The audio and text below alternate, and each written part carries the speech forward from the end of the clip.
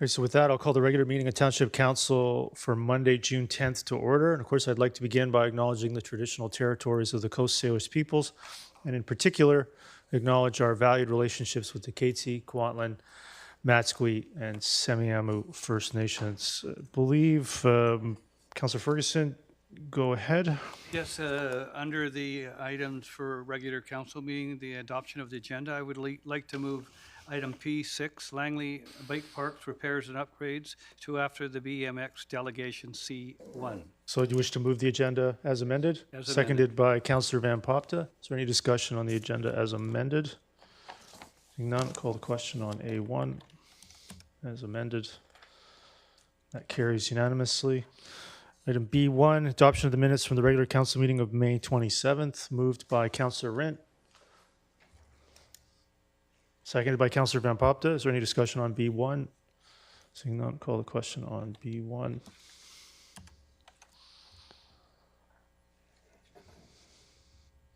Carries unanimously. Adoption of the public hearing meeting minutes from May 27th, moved by Councillor Bailey, seconded by Councillor Rent. Discussion on B2. Seeing none, call the question on B2. That carries unanimously. We're starting with delegation item C1. I believe I was given an update, Bia Lindsay Hawkins.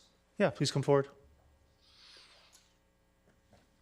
So you're speaking in lieu of Martin, is that correct? Yeah, so you emailed me about that, so that's fine. So go ahead. You have 5 minutes. My name is Beatrice Lindsay Hawkins. It's B to most people. I've been a part of Langley BMX on the board for 11 years. Martin has been 15 years. 15 years. So we just wanted to give a little brief history. The Langley BMX Park has been in Brookswood since 1978. Margaret has been there. It's the oldest track in BC, and it's in the same location that it started. It's always been volunteer-based. So back to was the Kinsman Club, and each year after year, volunteers run it. All the volunteer hours go into it. It had a little hiatus, and then Beverly Rasmussen took over and moved it to the current location that is now, which is in the same spot. And if you look at the old pictures, you can still see the stop sign and the stairs up to the Civic Center from back in the day. So it's been there for a long time. We were the first track in Canada to crack the top 10 for the Western Canada and US. And we were there every year, multiple years, until COVID. And COVID, as usual, kicked a lot of things. So we're slowly trying to build ourselves up. We are currently at 200 members. So we're building up. We were in the heyday, we were at like 400 members. So we're halfway there. Our aim is to be the #1 track in Canada and in BC again. By being the #1 track in BC, we get to hold the provincial finals, which we got to do for many years, which brings 350 to about 400 riders to our province, to our location. So we're aiming to be that, and we're sitting in #2 right now, so that's a really good thing. What we're here for today is to ask for some funds and to grow a partnership with the Township of Langley, since we've been there for, you can't do the math quickly, but since 1978, 40-something years, all on our own fundraising dollars, time, bugging everybody that we know to get help and stuff. Marty and I probably do 20 to 30 hours a week of volunteer time, as we're at the track 3 days a week. What we're looking at doing is we are hosting a national, which is big. We're gonna have 600 to 700 riders. We'd like to get our track a little more modern, up to speed with having paved corners, and that reduces the amount of maintenance cost and volunteer hours to keep that. A lot of public use the track. Actually, you can go on a sunny day when we're not there, and there's people riding it all the time, as it is a public park, so we don't restrict that. But yeah, that's what we're looking at doing, modernizing, updating it. City of Nanaimo, I don't know if anybody's seen it, they're putting a whole brand new track in. They're gonna be like Olympics ready track surface, whole new facility. Prince George has just put 100,000 into their track. The city of Prince George. Who else has gone up? Squamish put 100, and yeah. So a lot of tracks are getting updated, and we would like some updates too. All right, I have a question from council, quite a few questions. Councilor Ferguson. Oh, yes, thank you, Mrs. Lindsay Hawkins, for coming today. I wanted to ask you regarding the track in your organization. You know, obviously, we as a council can help you with perhaps some funds if it's approved by council today, but what kind of things have you got in the works with partnerships and with volunteers and other things to help you along the way, if I may? We have applied for a gaming grant. We went very many years without gaming grants. We are putting on a lottery. We have made an extensive sponsorship package. So we're going to be going out to businesses, and there's different levels. Of course, it's all BMX related, you know, like get behind the gate and this and that, you know, BMX stuff. So we're going out after that as well. We do a lot of fundraising ourselves, like bottle drives, pub nights, various things like that.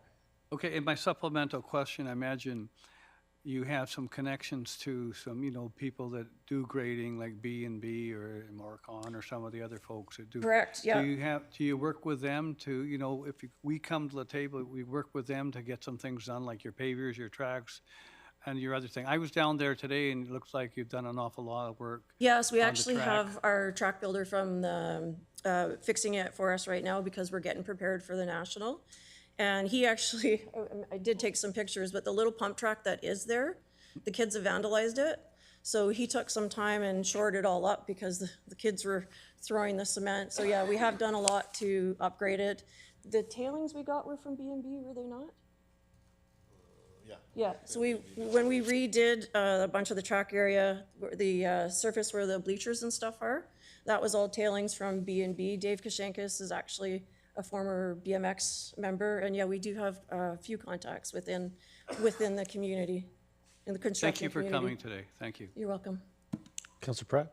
Yeah, thank you. Thank you for the presentation. It's pretty great to hear how well regarded the course is and the club is. And you mentioned you're number 2 sort of ranked in the province Right now. as a course. Yeah. What are the kind of criteria that pushes you to number 1?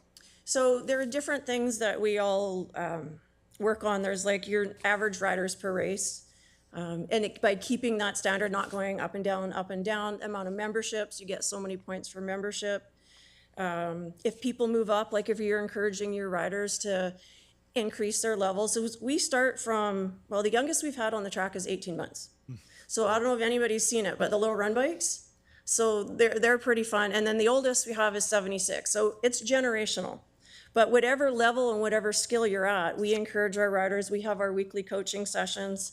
And then if they move up from from the run bike to going full pedal and going out of the gate, that's a move up. They get a little certificate and we get points for that. So there's a variety of things. The biggest number is getting our ridership up, and that's what we're aiming for. That's our biggest goal this year, is to bring that up to be number 1. Great. Thank you very much. Welcome. Appreciate it. Councilor Kunst. Yeah, thanks for coming. I think there's a lot of people that don't know about this hidden gem in the township, and that's this BMX track. And it's not just the track itself, it's also, you know, I heard from a few of the members when I was there, how important the community is. And even though their kid is not the best and, you know, hasn't won championships, they've found a community of people, and that was just, you know, meant so much to them. So thanks for the presentation, and I hope we can, you know, find a way to help. Yeah, we're hoping so too. Thank you. Councilor Bailey. Yeah, just wondering, you're at the Nationals, when are they going to be? The Nationals, they're the August 2, 3, and 4, and we would like to ask the mayor if he would like to come out. We have a little presentation on Saturday morning, and what we were hoping you would do for us is do open the gate when we do our flag lap. So if you do the gate, and then we have the anthem sung, and then riders go around the track with the Canadian flag. Oh, definitely email me that. Yeah. Yeah, I haven't seen that yet, so Yeah, definitely make sure you email me. it's quite amazing. We just had a national in Chilliwack, and 22% of the riders were local. The rest was from outside the area. So there's a lot of tourism money that comes in with it as well. So and the happier they are, the better time that they have, the more they're going to come back, and that's what's happening. The word of mouth is starting to spread again now that the border's open and all that kind of stuff. We have approximately 100 people that we know that are coming from the state so far. That's great. Yeah. Yeah, so thanks for doing this. Both my kids rode bikes, but in a different way. They're mountain bikers. So I know the importance of being able to present this kind of stuff to kids in the community, not just for competition, but for a lot of other stuff. We're actually going to be starting a mountain bike league too, so you can ride the mountain bikes on the track. So, Okay, thank you. yeah, you're welcome. Okay, no other questions from council, and thank you for your delegation. Thank you. Thank you. Councilor Ferguson, Oh, yes, ready for the motion? item P5, yeah, go ahead. Thank you very much. P is actually 6. P6, that's correct. Go ahead. Be resolved that council authorizes up to $100,000 contribution from the Capital Projects Reserve for track improvements and repairs at the George Preston Recreation Center in coordination with Langley BMX. I so move. It's moved by Councilor Ferguson. Councilor Ferguson, are you doing the second part? I guess we'll do that separately. I do can do that. the second part. We'll do the second part. Well, why don't we do the first part first? And seconded by Councilor Kunst. Go ahead, Councilor Ferguson. Oh, yes, it happens to all of us. Mr. Mayor, the phone rings and somebody says, have you heard about A, B, C, or D? Well, that happened to me regarding the Langley BMX people. I've known it's been there for years, but that doesn't mean to say I've been there every single day for the number of years I've been on council. I know from Rotary and the Rasmussen family that spent a number of years developing that track and the buildings otherwise, and their son, Joe, I understand he was involved with international or national championships. And I think it's important that when I looked at it, I actually did some research about other areas of the province, both Chilliwack and on the island, and other parts. And I think, it's time for us to help them because they haven't had a great opportunity since COVID, and that slowed everybody down. So that's why I'm presenting that to council today. Okay, see no other discussion. I call the question on the first part of P6.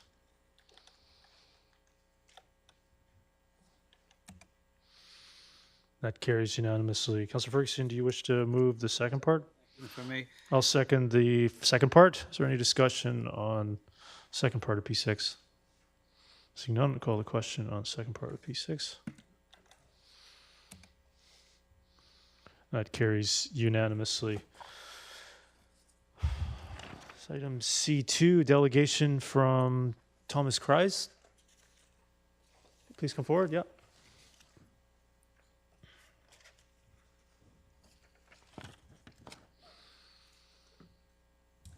Great, go ahead. Hi, hello, Mayor Woodward, councillors. My name is Thomas Kreis. I'm an owner at the property located at 23946 62A Crest. Firstly, I would like to sincerely apologize for the removal and replacement of a hedge without a permit. I was not aware at the time that it was necessary. I take full responsibility for my actions. I should have done more research, and I'm currently taking steps to apply for said permit. For some background, I removed 10 trees that were planted by the previous owner along the front of my property as a hedge. By the virtue of their size and location, they were inappropriate.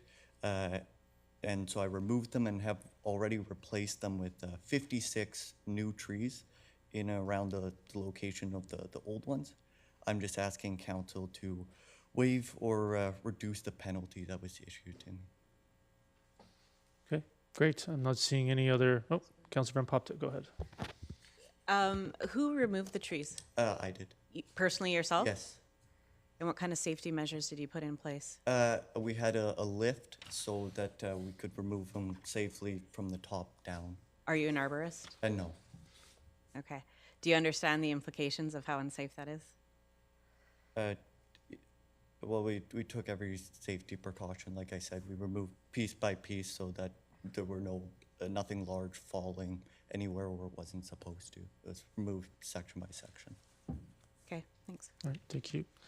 Yeah, I appreciate your delegation. It's on the agenda under item N2, and seeing no other questions from council. Thanks for coming here today. Thank you. Thank you. And move on to items reports to council. Item E1, 2023 audited consolidated financial statements. Moved by Councillor Ferguson, seconded by Councillor Rent.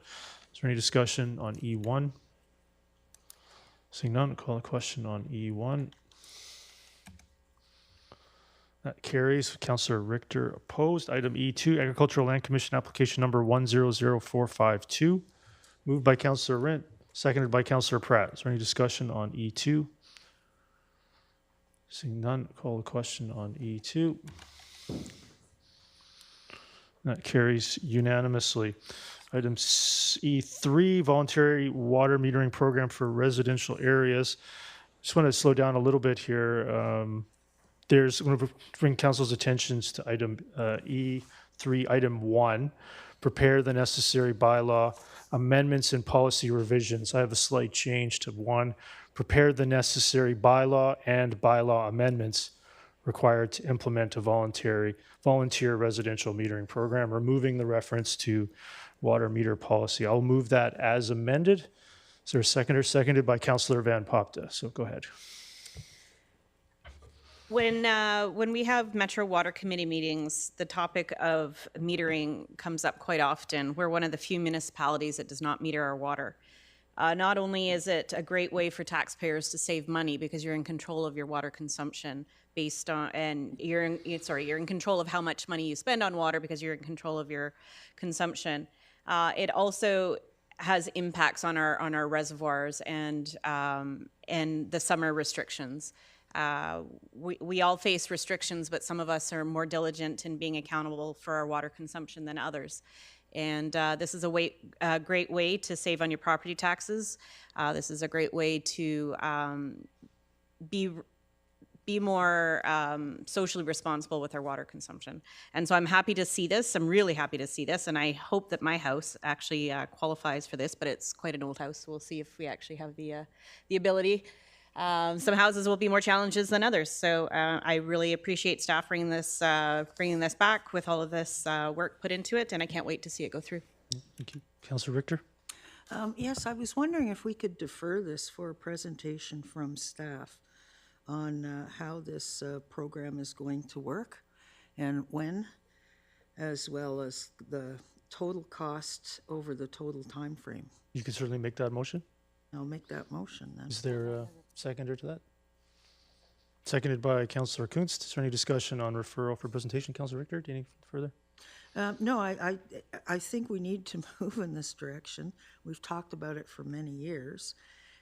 But I think if we have a staff presentation on it in an open meeting, then the public has the opportunity to tune in and learn about this program at the same time. So this is why I think there should be a staff presentation.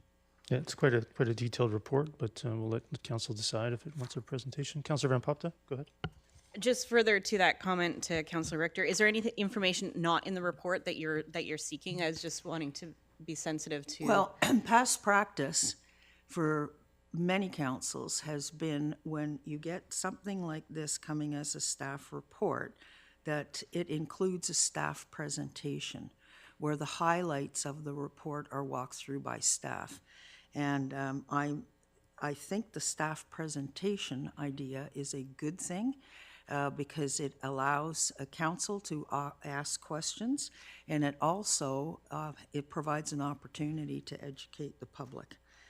So basically, this is a complicated program, and it should be a staff presentation on it so that we understand all the fine print is given. Thank you. You good? Yeah, no, it's quite a detailed report. I believe there's also a comprehensive public communications and engagement strategy itemized under item 6. I'm not sure how effective presentation is going to be for educating the public. And of course, if 5 members of council are ready to proceed with a decision, we proceed with a decision. Councillor Kunst? Yeah, the reason I supported that is, I did a bunch of research on this over the weekend, just wanted to learn a little bit more. And there are a lot of communities that are that have water metering, and it was really helpful for me to sort of see how they presented that to the public. A lot of times we have a report and, I don't really think that the public will read a report in an agenda that's, So, you know, having a presentation where I can actually then educate people that are asking me about it might be, you know, a reason why I would support it. So I think we're all, you know, on the same page here with, you know, water metering and wanting to do that for the community. But, you know, I think anytime we can educate the public is usually a good thing. Yeah, it's just to highlight for council is in the recommendations. Item E3, item 6, prepare a comprehensive public communications and engagement strategy. Councilor Martins? Thank you. I like the idea as well of having a presentation on this.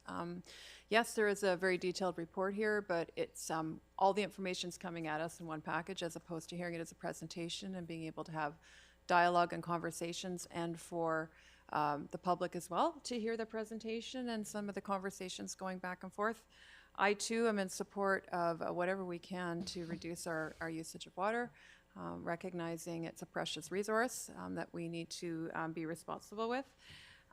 So, for example, I'm hoping that currently, I'll speak for my tax bill, water's included in my property tax bill. So if I'm now going to be receiving bi-month or bi-annually bill from the township for my water usage, which I have no problem with, does that then reduce my tax bill? How does that look?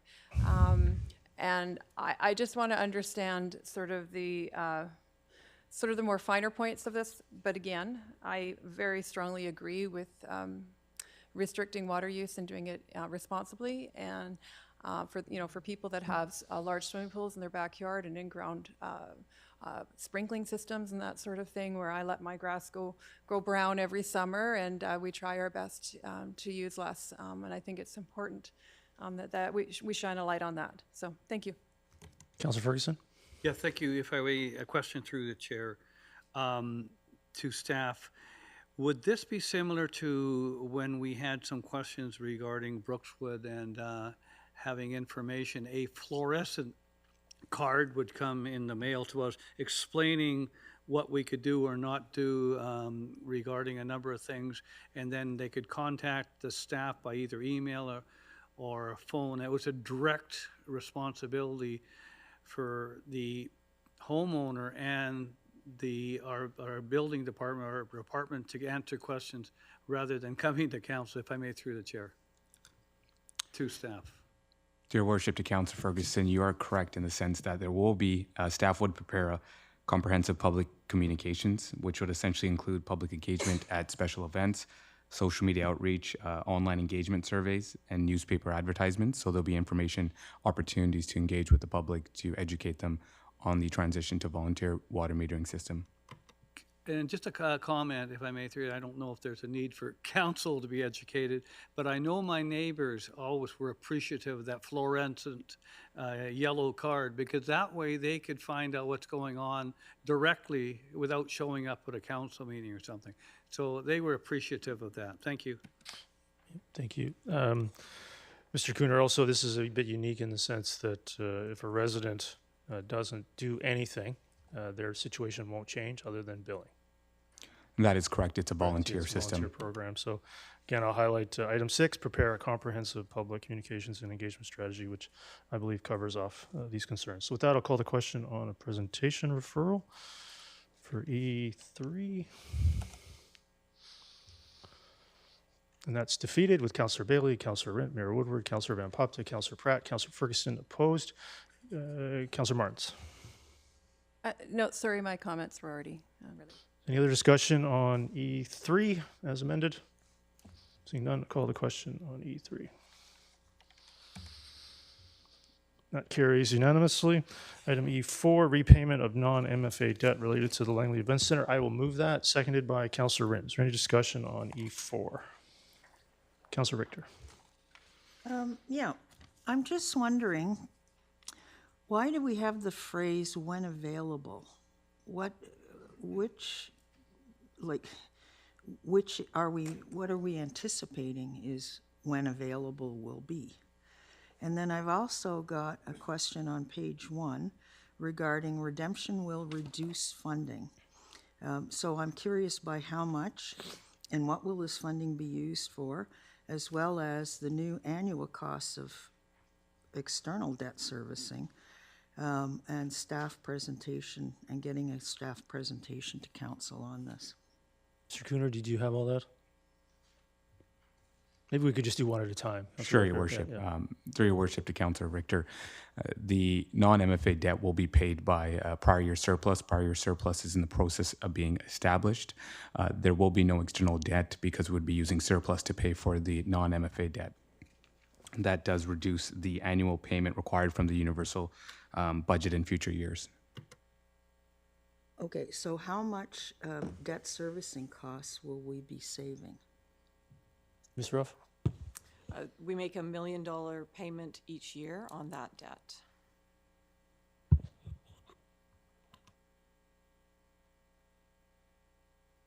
And you had other questions, Councillor Richter? No, that's fine for now, thank you. Any other discussion on E4? Seeing none, I'll call the question on E4.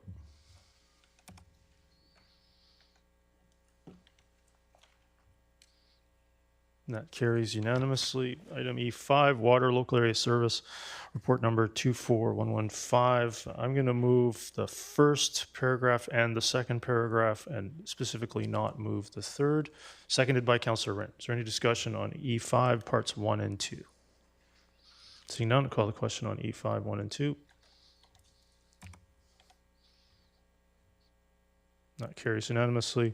I'm going to suggest that we leave item 3 until the official petition is successful. That F1, bylaws for first and second reading, development rezoning, community plan amendment, rezoning application number 100226, bylaw number 60186019. I'll move it. Is there a second? Seconded by Councillor Bailey. Is there any discussion on F1? Seeing none, I'll call the question on F1. That carries unanimously. Bylaws for first, make sure I got this right here. Yeah. Bylaws for first, second, and third reading. Item G1, designation of Willowbrook Transit-Oriented Area, bylaw number 6021. Moved by Councillor Pratt, seconded by Councillor Rent. Is there any discussion on G1? With that, I see no discussion.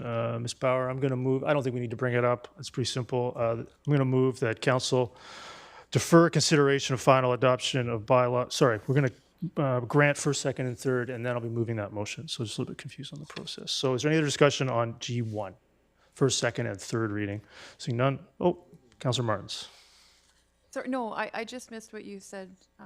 Yeah, no, I got ahead of myself. We're going to call the question on giving first, second, and third, and then I'll have a subsequent motion. So with that, I'll call the question on first, second, and third of G1. Approval in principle.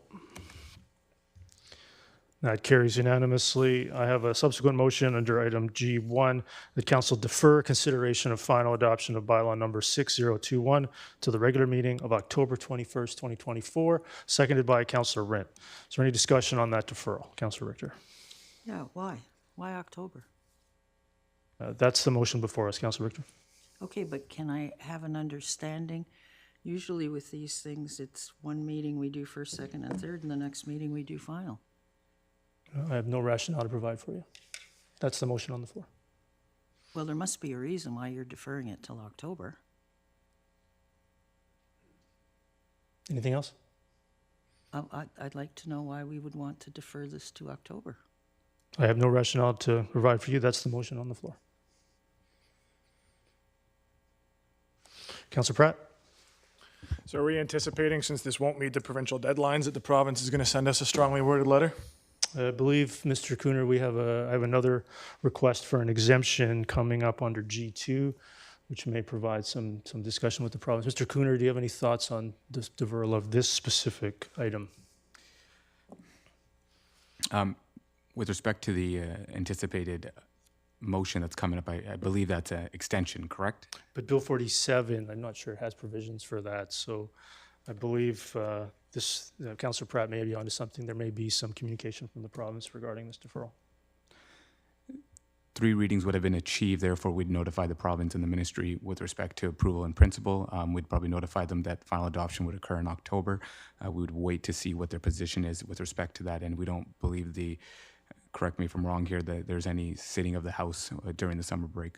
And then there's, I think, some concern or some just question about is SkyTrain occurring on the original timetable, and what is the status of Bill 47 and transit-oriented areas without transit? And the date, October 21st, post-provincial election? That would be just happens to be the first council meeting after the provincial election. Sounds okay. Thank you. Councillor Kunst? Yeah, so I have a question about, in the report here, it states on page 2, there are scenarios where senior government statutes and municipal bylaws requirements are applicable, and it talks about be regulated by federal airport zoning regulations under the Aeronautics Act. What's the impact of the airport on the transit-oriented area? Through your worship to Councillor Kuntz, it's a really good question. So there's clearly conflicting legislation there, which prescribes minimum density, and that density cannot be achieved because of a federal regulation. So essentially, a lot of these items are going to be considered in these scenarios in the upcoming Willowbrook Community Plan update. But at this time, yes, there's conflicting items that do not allow the proposed density or height. I think, Mr. Cooner, it would be potentially that if this were to be adopted by council, it potentially short circuits the Willowbrook community planning process in regards to amenities within proximity of 400 and 800 meters. That is correct. That's correct, yeah. So there's significant damage potentially being done to the Willowbrook area due to this legislation. Councillor Richter? So if I'm understanding this correctly, the reason why we're doing this in October is for political purposes only? I'll leave that for you to conclude, Councillor Richter. Well, that's my conclusion. You want to grandstand with it somehow. Well, you're welcome to conclude that. Any other discussion on that deferral? Seeing none, I'll call the question on the deferral of final adoption of G1. And that carries with Councillor Richter, Councillor Kunst opposed. G2, provincial housing legislation, small scale multi-unit housing bylaw number 6020. This one, I'm going to slow this down. There's quite a few here, and then there's 3 more after. So I think we'll just do one at a time, and some may be potentially deferred, and we'll see what council wants to dispose of some others. So is there anyone who wishes to move that council give first, second, and third reading to Township of Langley zoning bylaw 2500 amendment for SMU's bylaw number 6020? Moved by Councillor Pratt, seconded by Councillor Rent. Is there any other discussion on that first item? Councillor Richter. Yeah, could council please have a staff presentation on this? If you wish to make a referral for Yes, I staff, wish to make a referral for a staff presentation. is there a seconder to that? No, not seeing a seconder, Councillor Richter. Any other discussion on the first part to grant approval in principle to the bylaw before us? Seeing none, I'll call the question on first, second, and third reading of first part of G2. Ms. Bauer, is this okay? This is going to be a little complex, quite a few here. You got this? Okay, all right. So that approval in principle carries with Councillor Richter opposed. I'm going to move the same subsequent motion that council defer consideration of final adoption of bylaw number 6020 to the regular meeting of October 21st, 2024, seconded by Councillor Bailey. Is there any discussion on that deferral similar to the previous one? Councillor Richter. Again, why are we deferring this to October? Are you asking staff, Councillor Richter? No, I'm asking you. I've already answered that. It's been asked and answered. I have no rationale to provide for you. It's a motion on the floor. Councillor Kunst. So I'm getting the real possibility here that it is political, which I think is really, we need to get on with this. I mean, seriously. So I can't support that. I have a lot of questions about this, and but you know, I guess if we're going to defer it, which is likely what's going to happen, then I'll just save it. Councillor Martins. Thank you, and again, I apologize. It's actually just a question, if I may. We are looking at the entire thing being deferred, or just the very first line? We're deferring consideration of final adoption of the approval in principle that was just granted. Right, but which part of this motion is that? That's what I'm trying to understand. Like, because you said the first part, and I missed what the first part Mr. meant. Cooner. Through your worship to Council Martins, I believe it's the first paragraph. It may be prudent to we can number each paragraph and move them as an item. Yeah, thank you. That would be helpful. Councillor Kunst? Aren't we required to have this done by the end of June? Mr. Cooner? Through your worship to Councillor Kunst, the legislation does read that we notify the ministry by June 30th. However, various municipalities, including the City of Richmond and City of Coquitlam, have sought extensions and sought 1 year to comply. With that, I'll call the question on the deferral of final adoption of the first part. Call the question on G2. That carries with Councillor Richter, Councillor Kunst, Councillor Pratt opposed. So move on to the second one. Council directs staff to update Langley building bylaw to align with Township of Langley zoning bylaw amendment. Bylaw number 6020, moved by Councillor Pratt, seconded by Councillor Bailey. That's on the floor. Does anybody wish to discuss item 2? Seeing none, I'm going to move deferral of that item to the regular meeting of October 21st, 2024, seconded by Councillor Rint. Is there any discussion on that deferral? Seeing none, I'll call the question on the deferral of item 2. That carries with Councillor Richter, Councillor Kunst, Councillor Pratt opposed. Item 3, don't believe we should be moving that at all. Mr. Cooner, maybe you could provide a brief update. The item 3 that directs staff to update licensing bylaw to ensure cost recovery. There's a previous notice of motion that's working its way for a report that licensing for secondary suites would be ceased. So maybe this is something that doesn't need to be considered at this time. That is correct. There's a resolution council has passed that staff will be bringing a report forward to address this item. Great. So move on to, unless somebody wishes to move that regardless of that information. Okay, seeing none, move on to item 4. The council directs staff to develop an ACC bylaw to help fund the cost of amenities needed to adequately service the demands of small-scale multi-unit housing options. I'll move that. Seconded by Councillor Bailey. Believe that there's no harm in having staff begin work on an ACC program. Councillor Pratt. Thank you, Your Worship. And in the report, and this is a question through yourself to staff, the legislation appears to provide for an expanded spectrum of what can be used from DCCs, and then introduces ACCs, but allows municipalities to keep CACs. So why would we keep CACs if there's ACCs now? And what would be the advantage of doing so and having 2 different community amenity contributions, unless I've misunderstood the report, which is perfectly possible. Mr. Cooner, I would maybe try to begin, you can correct me if I'm wrong, but the ACC program could have different amenities in it or infrastructure or other items specific to this legislation, or lands that are pre-zoned under Bill 44 or Bill 47 potentially, and that the switch to a wholesale switch to ACCs would defer the collection of CACs for a number of years, as they would now be collected at building permit as opposed to the rezoning process. So the idea... Mr. Cooner, do you have anything to add to that? That would be the implications potentially reviewed within this report. That is correct. It's an optional system. We'd be looking at it, reviewing it, and seeing what the implications would be in relation to keeping the CAC.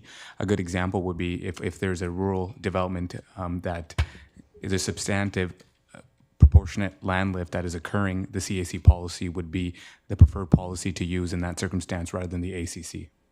Yeah, and so the concern here is potentially that I've heard is that some people may want to work it out so that if they pay CACs, they don't pay ACCs. Mm-hmm. And if their lands are pre-zoned, which is coming up later on in the agenda here under this item, we have to have an ACC system in place in order to essentially collect CACs. So it's a bit unfortunate the way the province has gone about this, but here we are. So it almost seems like an attempt to reduce red tape has created more. Or an attempt to standardize fees in the case of Burnaby has resulted in higher fees for building infrastructure that they didn't consider a priority. Thank you. Councillor Martins? Yeah, I just wanted to clarify, we're asking staff to to develop the bylaw. So this will come back through council, correct, for adoption of the actual bylaw once it's adopted? Mr. Cooner? To your worship, to Council Martins, that is correct. Thank you. Seeing no other discussion on item 4 related to ECCs, call the question on 4 of G2.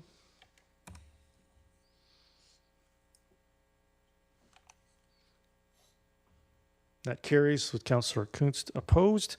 Move on to item 5, that council directs staff to update the development cost charges bylaw to add new provisions, uses permitted by Local Government Act, and update the rate structure to include appropriate charges for small-scale multi-unit housing development. Moved by Councillor Pratt, seconded by Councillor Rent. I'll be moving deferral of this as well. Councillor Kunst. So what would be an example of something new, a new provision that we could use that for? Mr. Cooner? Through your worship to Councillor Kunst, fire halls, I believe, and I'm just flipping to the page here, has been added to the DCC provision, and as well as recycling plants, I believe.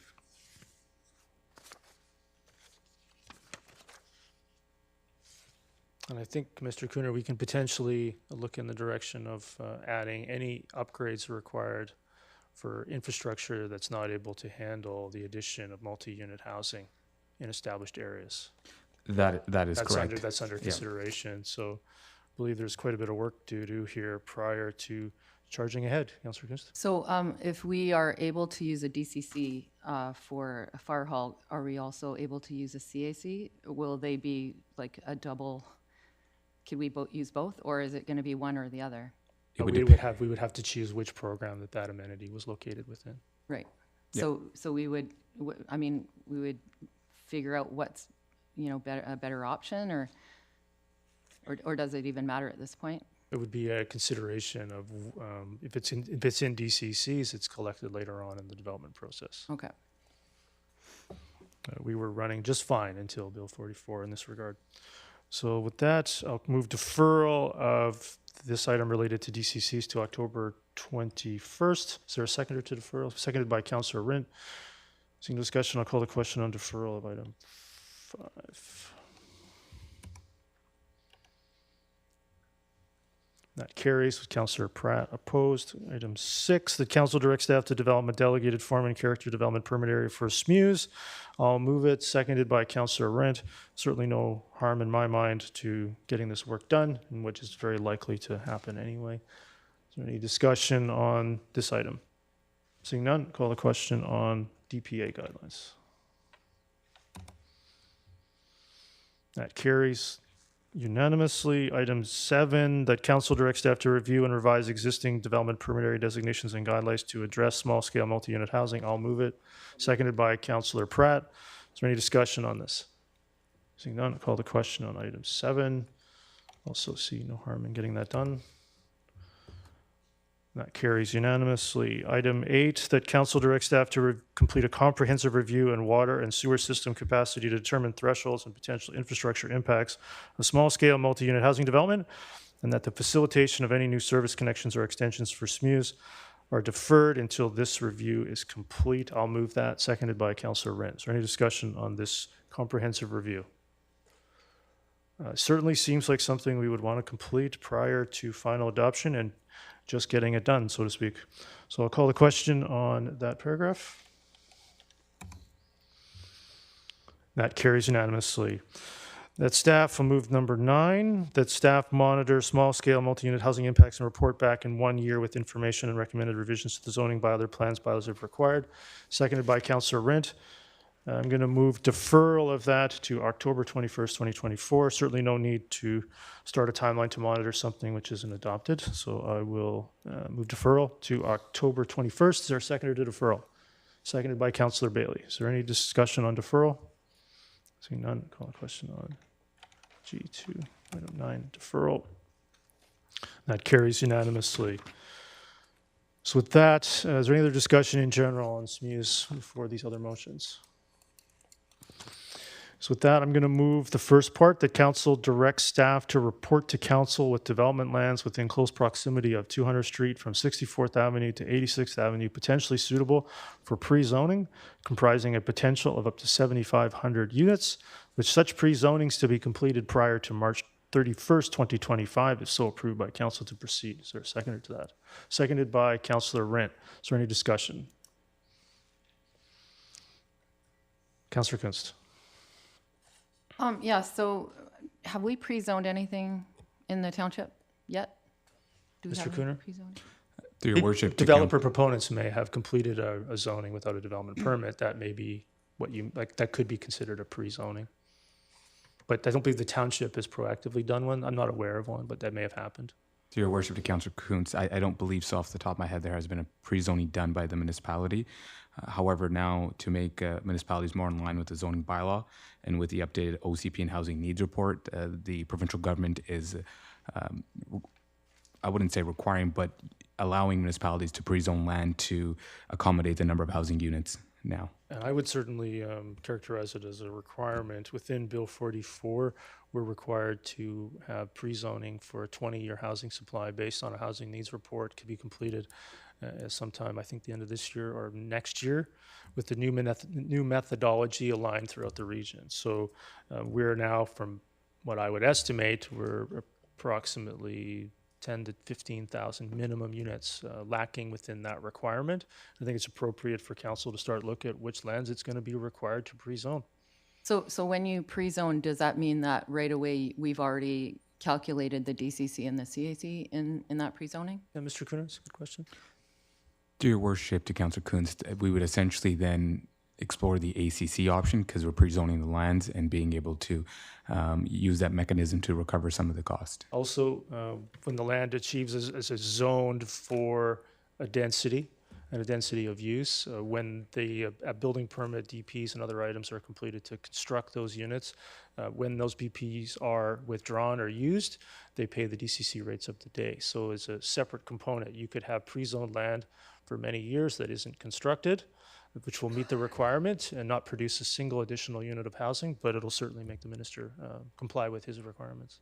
So if, say, in 10 years, that pre-zoned land that was, we could still then, obviously the CAC at that time will be a lot greater. We're not stuck with the CAC of the day. So be careful to use the right terminology. It would be the ACC or DCC of the day once their construction's commenced. Okay, so there's no like fear that 10 years from now we're gonna want to have more to, make sure we have money for the amenities that the tower or whatever it is that we're gonna. Correct. They would be paying the ACCs or DCCs of the day. Be anticipation before any pre-zonings are done that the ACC system would be in place to capture those amenity charges specific to those lands. There's a perception, what I'm seeing and hearing is a perception in the province that zoned lands get more housing built more quickly, which isn't true here. But that's the approach they've taken. And so I think it would be potentially interesting for council to consider pre-zoning every gas station. Let's see how many housing units get built. Councillor Richter? Yeah, where's the 20-year supply here in this motion? Mr. Cooner, that's embedded within Bill 44, and this is beginning to advance towards that requirement. Okay, and how do we know that 7,500 units is enough for a 20-year supply? It's not. Current housing needs reports anticipate a need of 66,250 every 5 years, but we have a number of sites that are zoned. It's not clear if SMUs are approved, how many of those count towards that requirement. Some municipalities are counting those towards their requirement, but we are currently, I believe, last report, around 2,200 units that have achieved zoning which building permit has not been applied for. So we're 20,000 units short. Okay, well, I'm confused about the legality of this whole thing. How can it be legal to pre-zone something when we've decided that we're not dealing with giving this final consideration until October 21st? Like, are we opening ourselves up to a lawsuit here? I believe this is simply requesting a report to council with options, which are required under Bill 44, the assumption that at some point we'll have to comply fully with the legislation. So you're confusing one requirement of the legislation with No, I'm another. not confusing anything. I'm questioning the legality of this whole thing, and I'm going to vote no to this because I don't think what we're doing is legal. If you don't want the report, that's fine. Your issue is not with me, it's with Minister Callon. So with that, I'm going to call the question on this report to council.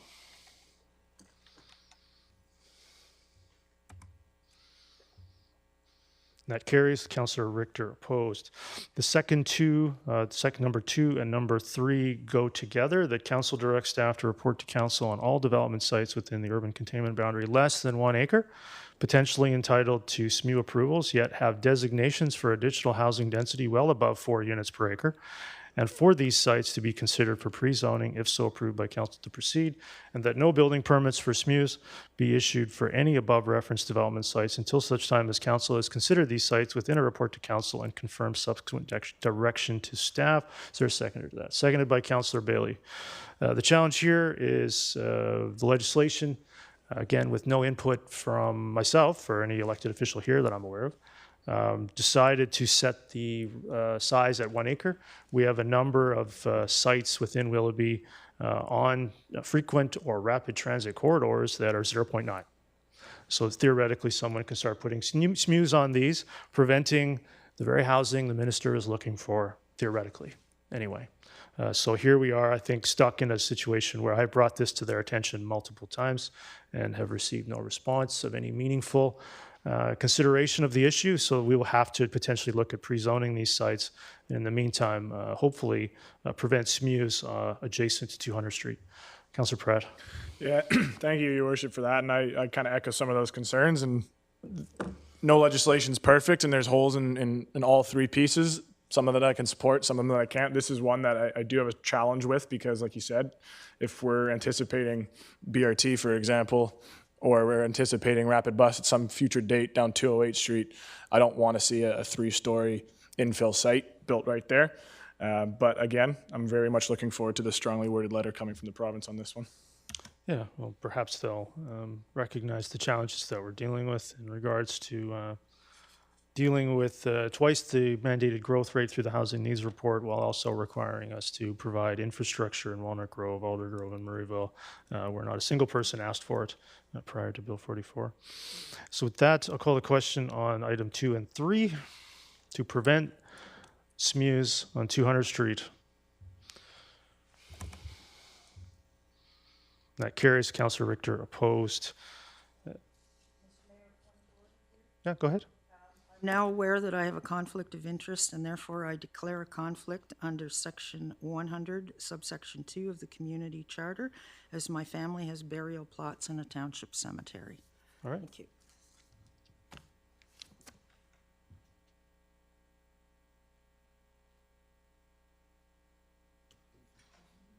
So we're on bylaws for final adoption, cemetery bylaw update, bylaw number 6016, 6017. Okay, can we get it on the floor and then I'll come to your point of order? Is there a mover? I moved it. Is there a seconder to that? Seconded by Councillor Rent. Councillor Kuntz, do you have a point of order? So my family too has a cemetery plot in, but you know, it's not me, it's my parents. Does that, am I in a conflict here? Councillor Cooner, I'm sorry, Councillor, I just demoted you. Mr. Cooner, I think it's hard to provide advice at the council table, but I'm not sensing controversy. It may be appropriate to just edge on the side of caution. Mr. Cooner, do you have any advice? Through your worship to Councillor Kunst, obviously would need to give a legal opinion enclosed or provide you one. The facts are not before me at this time. In the event you do feel that there is potentially a non-pecuniary or pecuniary interest, then we would suggest you declaring a conflict at this time. And I don't think it's material. I think it was unanimous last time, and I think so it'll just go ahead. Should I stay? Should I go? Well, the only person who can decide that for I'm yourself gonna go, is. I 'cause think you just that's never know these days. I think that's prudent. Yes, I think that makes sense. An interesting. Yeah, so I'm gonna sort of take the time here. This is an interesting cautionary tale for members of council. I think some of the commentary at first, second, and third reading regarding cost and value of plots and how much we can resell them for was quite unsettling to some. It's a cautionary tale that always defer and request legal advice. Mr. Cooner is here at your disposal to ensure that you're not making comments to staff regarding assets that you own. Councillor Martins? Yeah, thank you. I'm just, sorry, I'm a little perplexed by what's happened, and I was wondering if I could request just information through staff, if I may, through the chair to staff. How many sites are we talking about in the township of Langley that fall under this bylaw? When I say sites, I don't mean that the locations of the cemeteries, like literally how many plots? Mr. Cooner, do we have that? Through your worship to Council Martins, I don't believe I have that number off the top of my head, but in particular, the sites owned and operated by the township are, I believe, 4, if that's correct. 3. 3, okay. But the number of actual plots, we don't have that. I don't have that information handy. Staff can get back to council with that. Okay, thank you. Seeing that, I'll call a question on I-1. I-1.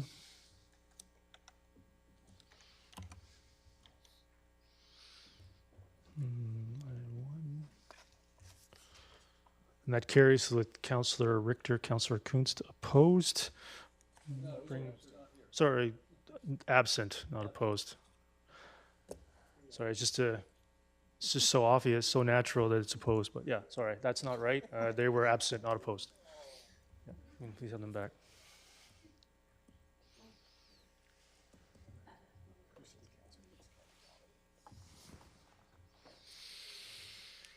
They'll debate whether I did that on purpose or not. Councillor Richter been notified we're resuming? Okay. Oh, here she comes. I also forgot to do the motion requesting an extension from the minister, so I'll do that under other business. I-2, rezoning application number 10440, bylaw number 5205-5206. Moved by Councillor Pratt, seconded by Councillor Bailey. Is there any discussion on I-2? Seeing none, I'll call the question on I-2.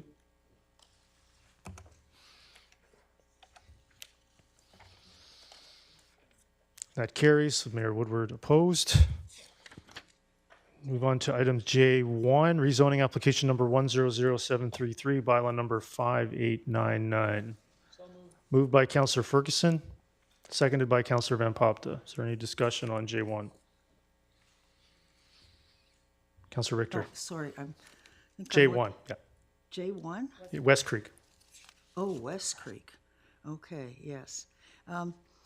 No, I didn't have a question on that one, sorry, thank you.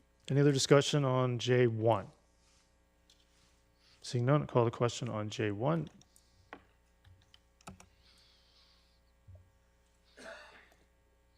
That carries with Councillor Richter, Councillor Bailey, Councillor Rent, Mayor Woodward opposed. Move on to J2, Williams Neighborhood Plan Update. I'll move it.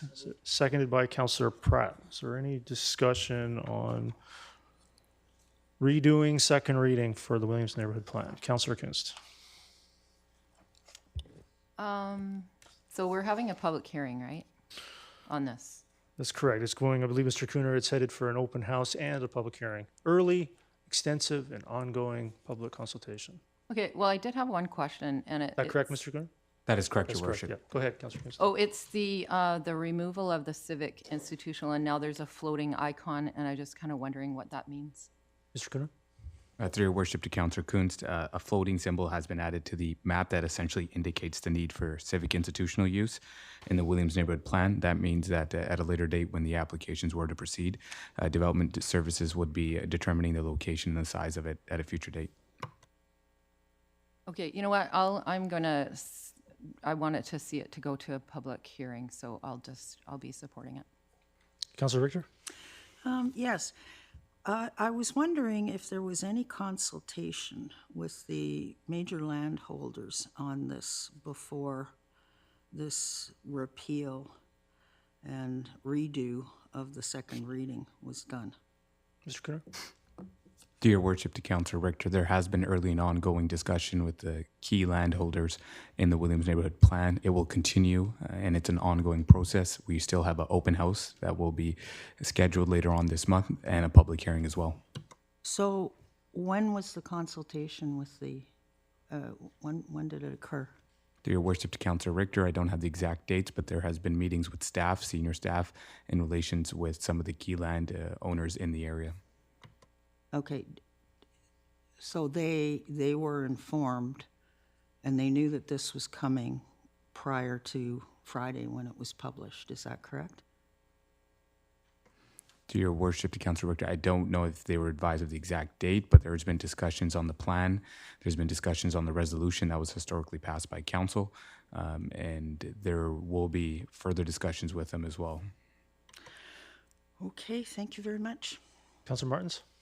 Thank you. I do have a few questions, and so I see that we're proceeding with all of these items at once, I suppose, in this case. That's correct. So, okay, so if we go down, just 1, 2, 3, 4, 5, 6, paragraph 6. I'm wondering if there's a word missing here, that council consider that the Langley Official Community Plan Bylaw 1979, number 1842 amendment, in brackets, Willoughby Community Plan Bylaw 1998, number 3800 amendment, Williams Neighborhood Plan Bylaw number 5799, consider is consistent with the Township of Langley Financial Plan. Is there a word missing, or can you clarify what that means? Mr. Cooner, it looks fine to me, but perhaps you can confirm. Just bear with me here. I'm just reviewing.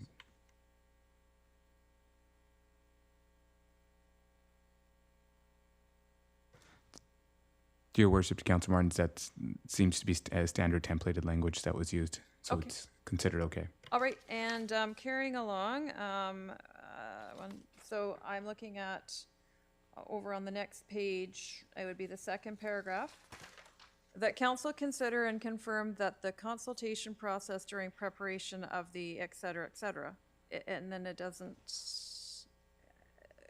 is that maybe an extra word? Or are we saying confirm the consultation process? Mr. Cooner, it does look like that probably doesn't need to be there.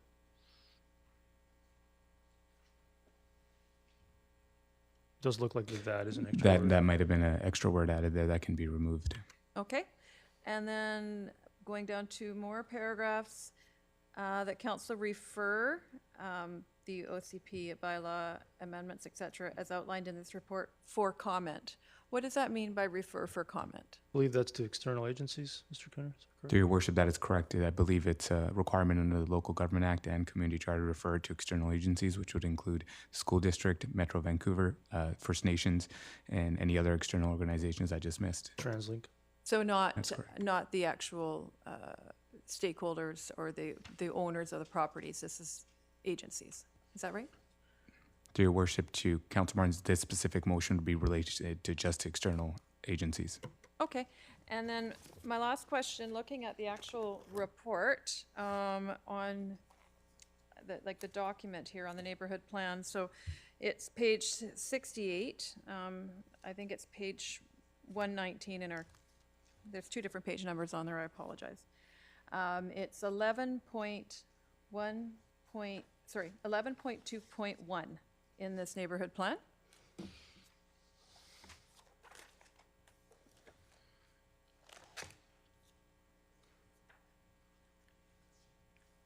And then a question, if I can, through the chair on this one.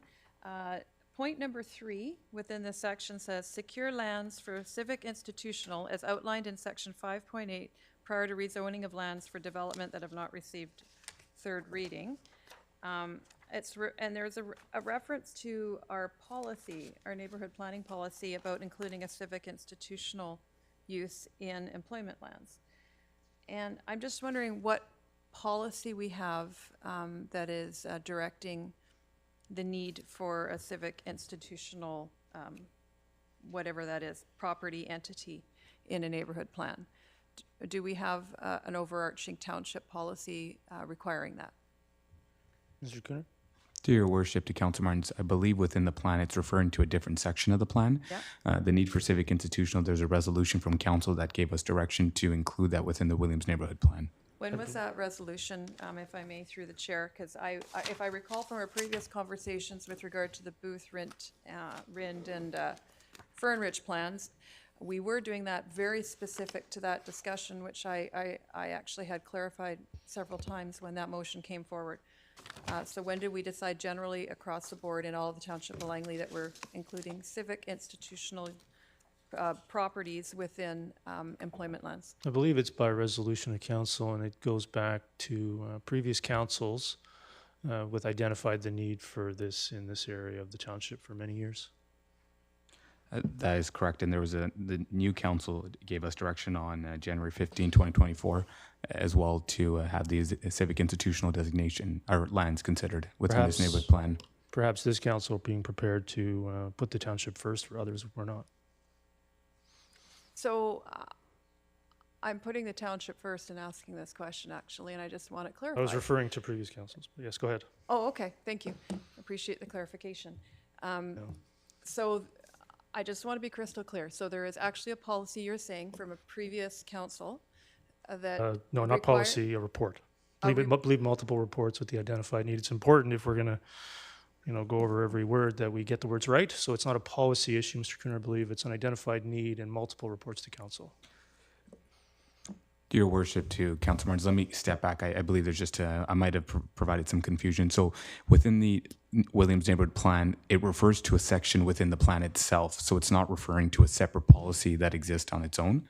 It's referring to a section within the Williams Neighborhood Plan. There has been several reports that from staff that suggest that there's a need in the overall township for civic institutional. There was a resolution by council on January 15, 2024, directing civic institutional being considered within the Williams Neighborhood Plan. So hopefully that provides that clarification. Yeah, so it's not a direction, but a consideration The direction was given from council. to consider. Is that what you just said? I just want to be clear that this The isn't a definite, it's a potential. Through your worship, to Councilor Martins, the exact resolution from council was that the location for civic institutional use within the regionally designated employment lands at Business Park area, I believe, was the exact resolution. Be considered, is what that resolution says? We can certainly provide, can have it provided to you, Believe Councilor you- Martins, yes, by I can email. provide that to you. I think that'd be great, because I just want to get some clarification, because when I see a floating symbol, I don't know what that looks like or where that's going or what that's about, and I would like to know what the framework is that we have to work with as a township on what's actually required or expected or driven by policy or resolution. So I would like more information on that. I too will, I'm of a mind to move this forward because I think we need to get this to, public. I think you said there is an open house coming up and eventually a public hearing. I think it's really important to hear from the people because we're here to represent township. So we want to hear what the township people have to say about it. So thank you. Yeah, I agree. Definitely here to represent the township, not individual property owners. Mr. Cooner, I believe that the process is going to be quite extensive and there may be some unfamiliarity with the floating symbol, which is used for pocket parks, detention ponds, school sites, and a whole range of amenities. It's nothing specific to this item. That is correct. It's floating symbol has been historically used with neighborhood planning process. So perhaps we can always meet with staff to get more background on that. Councillor Pratt, go ahead. Yeah, thank you, Your Worship. That was actually a question regarding the floating symbol. I know one of the changes I actually was happy to see in the Brookswood planning process this last time was that we specifically identified where the school sites are going to go as opposed to have the floating symbol sort of say, we think we need one there. Staff answered that question for me. Thank you. Great. I'm going to make a couple of amendments here. First-time speakers are done. I have a couple of amendments. We'll come back to you, Councillor Richter. You've already spoken first, so I have a couple of amendments. We'll be coming back to you. But we'll come back to the main motion after it's amended. I've already ruled we're going to dispose of my amendments. Ms. Bauer, if you could please bring those up.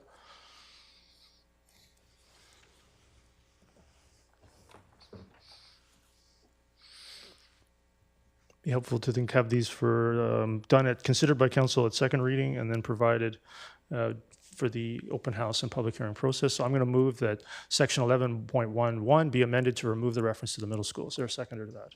Seconded by Councillor Rent. Is there any discussion on this amendment? Seeing none, I'll call the question on this amendment to J2. That carries. Councillor Richter opposed. Ms. Bauer, you have the second one? Great. The section 11.2 be amended to remove the reference to school sites for development as a prerequisite, the reference to school sites for development within the employment district. Seconded by Councillor Bailey. Is there any discussion on this amendment? Seeing none, call the question on this amendment.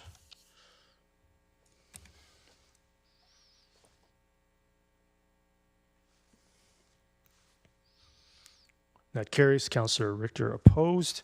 Ms. Bauer, the third one. This is a tweak to the urban park alignment that the proposed urban park at the northwest corner of 79 Avenue and 215 be reduced to approximately 2.3 acres occupying the southern halves of those two properties. Is there a seconder to that? Seconded by Councillor Wren. Is there any discussion on this tweak to the park plan? Seeing none, call the question on that amendment. That carries with Councillor Richter opposed. And then the last one, Ms. Bauer, item 4, that a general development prerequisite be added to section 11.1.4 to require the completion of the provision of all acquired lands or rights-of-way for arterial roads, including sidewalks and active transportation infrastructure connections prior to development applications proceeding to consideration of final adoption. I'll move that. Is there a seconder? Seconded by Councillor Wren. Is there any discussion on this amendment? Councillor Kunst. Yeah, I just reading it, so I just need a little time before I decide what I'm going to do with this. That a general development prerequisite be added. So that development prerequisite would be what? Mr. Cooner? To your worship, to Councillor Kuntz, that the infrastructure, that the completion of the infrastructure there, the arterial roads be completed prior to any development proceeding. I believe it's the security of the required lands, not the construction of the roads themselves. That's how it's worded. So that would include the right-of-ways. Or securing of required lands via multiple methods, potentially. That is correct. Yeah, okay, I need a little more time with that, so I'm not going to support it at the moment. Councillor Pratt? Yeah, thank you, Your Worship. Just to clarify for myself, the way I'm reading this now is that before any development can proceed in Williams, all arterial road right-of-ways are required? Or the lands provided, so there has to be some mechanism for the Right. infrastructure to complete. So the way I read that is that at some point, we will own the entire right-of-way so that if the council of the day decides to proceed and build the road, we're doing it at there's- one time. We're not doing it Correct. piecemeal. It's not doing it how it's been occurring Yeah. on 208 Street. So we're- This is trying to come up with a plan. Yeah, we're phasing it and we're actually getting the land for it. Appreciate That's it. correct, so that if there is gaps, that there's a mechanism and it's not on the taxpayer to go and fix this, that the development industry in this area has to work with us to. It's worded very carefully to require the completion of provision of the required land. So it's a middle ground between having a path and having to have it done in advance. So this is an attempt at middle ground at second reading, which will then go to the open house and the public hearing. Yep. Councillor Richter? Yeah. So what is the, if I've heard you correctly, you just said that arterials, the land must be provided in advance of the building occurring. Mr. Cooner? To your worship, to Councillor Richter, it would be prior to development applications proceeding for consideration of final adoption. Okay. So what is the additional cost of acquiring all this land for arterials up front, and who bears that cost? Mr. Cooner? Through your worship, to Councillor Richter, we would have to see on a case-by-case basis on every development application how we'll be securing those. Would that be by way of dedication? Would that be by way of expropriation? So it's premature to tell what the cost and the mechanism associated with securing those would be. Okay, so if we're expropriating, that's a cost for the township. I believe it would be based on the funding source of the expropriation. Mr. Through your worship, to Councillor Richter, that is correct. It would be see if it's DCC eligible or what mechanism would use to fund that. So that is also premature to see what the funding source would be and whether it's growth paying for growth. I'm not exactly sure I buy that line, sorry. Councillor Van Popta? I'm happy to see this this item here because as we've encountered along 208 Street, in order for us to construct it, it's been a challenge with getting those lands and those right-of-ways. So it's nice to see that we're being preemptive in having provisions to do that prior to development, which is what we hear consistently from residents, is securing our infrastructure first. So thank you for this. Yeah, appreciate that. It's here for consideration at the open house and the public hearing. I suspect it's not the last we're going to hear about this, but we need some sort of plan to not end up with another 208 Street to connect 212th to 216th and have gaps with no plan. I think there's a major intersection that has to be resolved. There's much work to do in this regard, similar to roads and schools first, which we hear again and again. Rather than that just being words, we're going to be putting that into action, hopefully, with this amendment and others in the future. So that, I'll call a question on that amendment. That carries with Councillor Richter and Councillor Kunst opposed. So Councillor Richter, go ahead. So now it's amended with those 4 amendments. Go ahead. Okay, so can I go back to the main motion at this point? We're on the main motion as amended, yes. Okay. So at 2:35 PM, Mayor Woodward, you made an implication or a statement that past councils did not put the community first. And I want to register my very strong opposition to this statement. I think it's absolutely unfair and and not based in reality to say that past councils did not put the community first. Yeah, That's I think wrong. we'll go back And I think you should apologize No, to past councils for that statement. it'd be interesting to try to get to a meeting, through a meeting where you don't demand an apology. I think Oh, Mr. Mayor, I have not demanded an apology in every meeting, but in this case, to say that past councils did not put the community first, that is such an outrageous you've done this a mistruth. couple of times, Councillor Richter, where I've gone back and I've watched the video and you've made a statement that I said X or Y, and that's actually not what was stated. So I'll go back and watch it again, and we'll confirm if that's in fact what was stated. I think it was in reference to civic institutional being a long-standing need identified by the engineering department over many years, which wasn't satisfied, and has been an attempt to try to achieve this for the township by some of us for many years. And I do consider securing that for the taxpayer to be putting the township first. And if you don't agree, that's certainly fine. Go ahead. Those are weasel words. I'm sorry. You actually said past councils did not put the community first. So, Councillor Van Pop, do you have a point of order? Go ahead. Name calling. Yeah, no, it seems to be going in that direction. So I think we're going to move on. I think Councillor Richter has made her point, which is certainly a regular one. So I think we'll leave it at that. Is there any other discussion on How about an apology? Just fine. This is what she wants. So we'll carry on with J2 as amended. Is there any other discussion? That I'll call the question on J2 as amended. That carries with Councillor Richter and Councillor Kunst opposed. Mayor and Council report. Does anybody wish to make a report? Councillor Martins. Yeah, thank you. Just switching gears here. I know many of the people at this table here have been to several events over the weekend. It's a busy time of the year. And I just wanted to highlight in particular the Langley RCMP open house that was held on Saturday. In their back parking lot of the RCMP detachment. They did a fantastic job. There was demonstrations by the dog unit, the motorcycle unit. There was ERT present and the TAC troop and forensic ID. You could section and you could get tours through the jail. They didn't offer the usual jail fare to eat, which I thought was sad. But bike patrols and explosives and 911 station, and there was community policing, on and on it went. And I think they did a really good job of highlighting how much work they actually do in the community. Often people think when they hear about policing, it's strictly the police cars responding to the 911 and non-emergency calls. And policing is so much more than that. So kudos to the RCMP.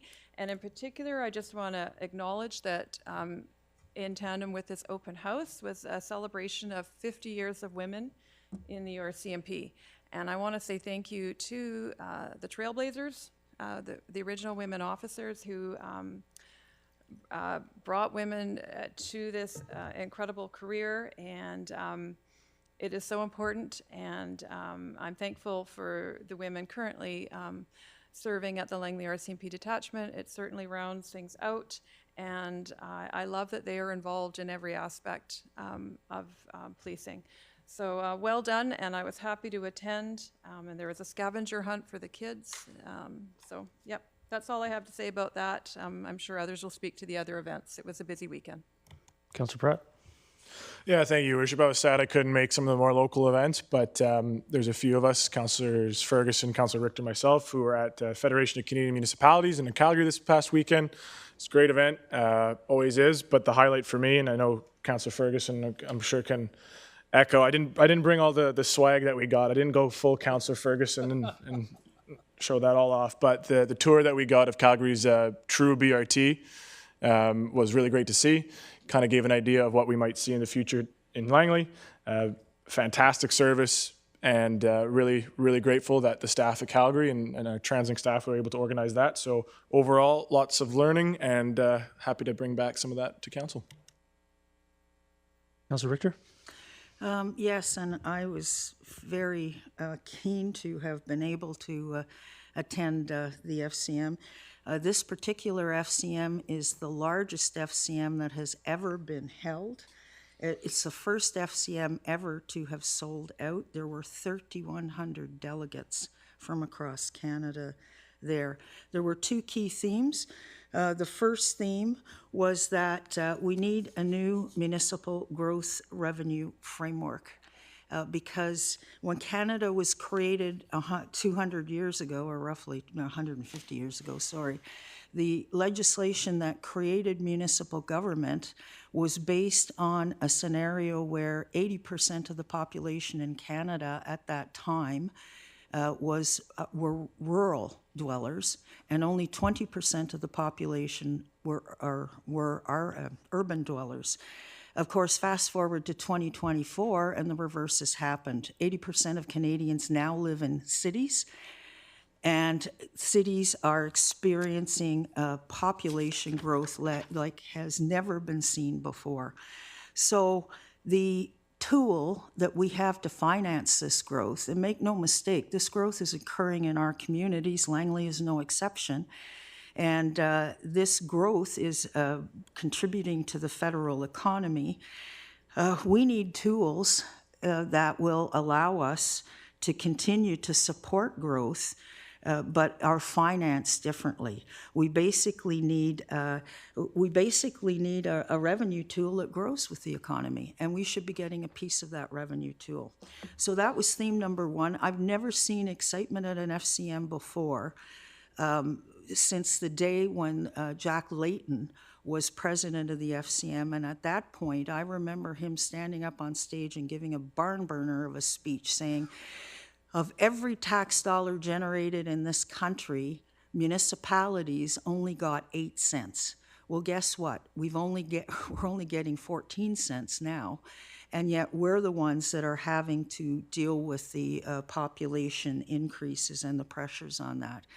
Also, I'd like to give kudos to the City of Calgary for how they handled their major water main break. They had a huge pipe burst or break underground, and they basically lost half their water supply. And they were still able to keep the water running. I haven't heard the most recent stats on where they stand in terms of fixing it, but it did not affect their hospitality shown to the delegates at all. And the second theme for this very interesting FCM was the whole idea of harassment of government officials, particularly local government officials. And that was the plenary that the conference ended on yesterday, and I was interested to learn that the federal government has now tabled a new piece of legislation, Bill C-63. It hasn't gone through the approval processes yet, but it's basically targeting hateful speech as opposed to hate speech. Hate speech is stuff that there are enforcement mechanisms for. Hateful speech doesn't have enforcement mechanisms.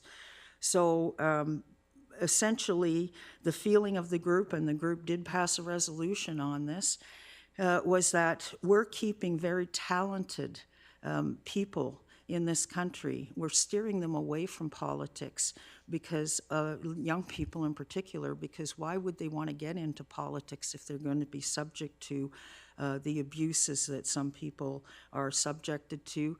And certainly, the panel indicated that studies are showing that the majority of people who are experiencing this are females and racialized groups within the country. So I'm looking forward to Bill C-63, and I think it can't come soon enough. Thank you. Councilor Ferguson? Oh, yeah, I also attended the FCM, the annual general meeting, and trade show and convention. And it was very, very interesting. I don't want to repeat everything that Councillor Pratt and Councillor Richter have indicated. I both saw them working very diligently And also, as Mayor Jody Gondek from the city of Langley indicated, I want to thank her and her staff and the FCM staff because, Calgary is a great place and it's a beautiful community. It's a livable community. And I had the privilege of running into my old friend, Mayor Nihad Nishi, who's was the former mayor of Calgary and a big presenter to many FCM conventions. And I too remember the comments by Jack Layton many, many years ago, and his involvement with FCM and his, I guess, fight to get more money out of Ottawa. And also I wanted to thank our former colleague, Councillor Bob Long, who served on the board of the FCM for a number of years and worked diligently to help get more money and funding for municipalities over the years. It is true that we as elected officials suffer an awful hassle, both male and female, and the social media is certainly one of the culprits for that. Going into the busy, as Councillor Richter has indicated, the busy fully registered campaign, it was very interesting at one point. I don't want to repeat the same things that Councillor Richter has mentioned, and I appreciate those comments, is they also had, for the first time, an Indigenous drop-in session, the whole time through the convention. I had the opportunity of speaking with some of the representatives. They could have a new office and representative for Indigenous issues. And I've asked that person to, if they wanted to come to Langley or provide me with information at the region about how they're making out reconciliations and working with those in Indigenous nations. Other than that, it was a very good convention. I'm glad I went. And all three of us are back today because we came back on an airplane last night and we left a convention where they were having their gala. So we did not attend that gala, unfortunately, because of we had to get back to do the work of our community. Thank you very much. That's my report. Any other mayor and council report? Any other Metro Vancouver Regional Committee report? I've got one. Councillor Ferguson and I were at the Maine Metro Special Joint Meeting regarding the North Shore Wastewater Treatment Plant, and there were a number of attempts by some members of the region to change the funding formula for that project to evenly distribute the cost overruns to all of the region as opposed to the existing formula. An attempt to change utility capital financing for that project to an additional $80 per year for 30 years to $140 per year for 30 years to all Langley residents that are on the water utility. Sorry, the sewer utility. Councillor Ferguson and I participated in a number of votes and a spirited debate to prevent that from happening. Again, Councillor Ferguson, that was a good job. I appreciate that. A number of partners throughout the region prevented essentially an attempt to have south of the Fraser and others prepay what's going to end up happening with the Iona treatment plant as well. So I think it's important that Councillor Ferguson and I are relating that we're strongly in favor of leaving the formula as it is, as in defense of how projects have been funded in the past and how they should remain in the future, unless there's going to be a significant reckoning of revisiting how previous projects were paid for, which of course was not being entertained. So I want to make everybody aware that we did, as a region, band together and prevent that from happening. There's a significant appetite on part of Vancouver and a few others to change the formula to make south of the Fraser pay more. And there's also other efforts underway to, from again, some portions of the region attempting to have, for example, all building owners register their building to have to report to Metro Vancouver CO2 emissions and other items, and potentially have that evolve into a fee framework similar to a carbon tax. So that was also prevented from advancing.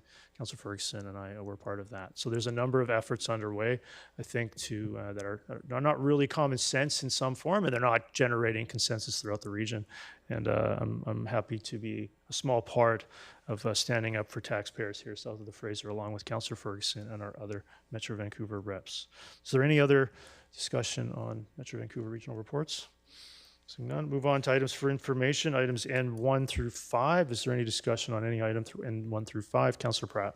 Yeah, thank you, Your Worship. Just in response to the delegation earlier and regarding the tree removal, just want to draw folks' attention to, I would be, I guess, on my PDF, page 28, or page, 28 in your package under N2.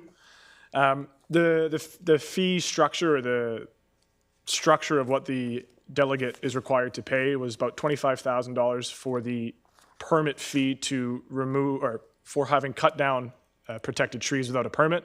And then there's an additional $80,000 cash in lieu for the protected trees.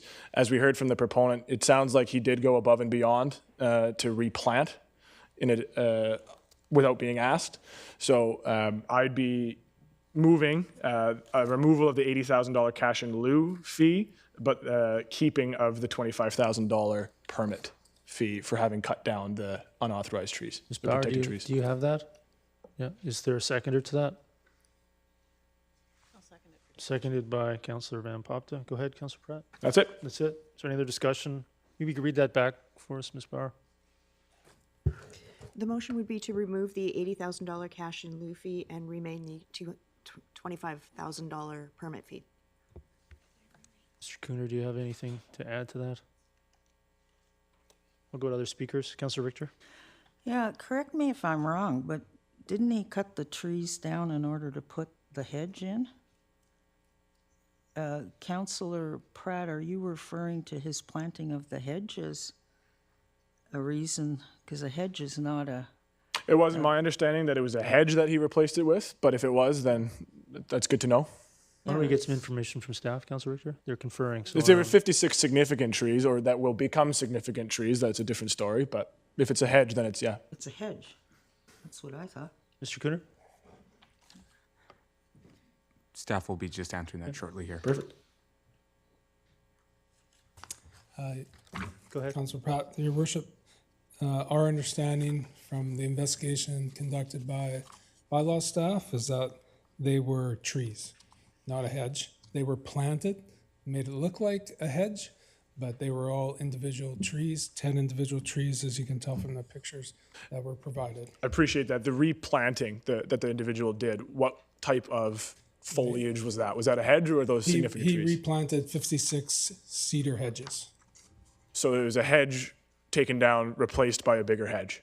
So technically, Councillor No, they Richter... were trees that looked like a hedge. Councillor Pratt, technically, Councillor Richter has the floor, so I'll come Okay, back to you thank if you you. have other questions. Councillor Richter, go ahead. Do you have any questions? Yeah, so basically, the trees that were on the property line were big mature conifers of some sort, and they were cut down, and then the cedar hedges were put in. Correct. So he cut the trees down in order to put the hedges in without asking first. That's the township's understanding from the bylaw officer's investigation. I think this particular motion is, we've had other people come who have been fined for not taking trees down, and we didn't excuse them from taking the trees down. I think this is going to set a precedent, so I can't support it. Thank you. Councillor Van Popta? Yeah, I just wanted to clarify by seconding. Can you confirm what kind of trees that were removed? Was it, so you're saying it wasn't an old cedar hedge that just overgrew that he's replacing with a new cedar hedge?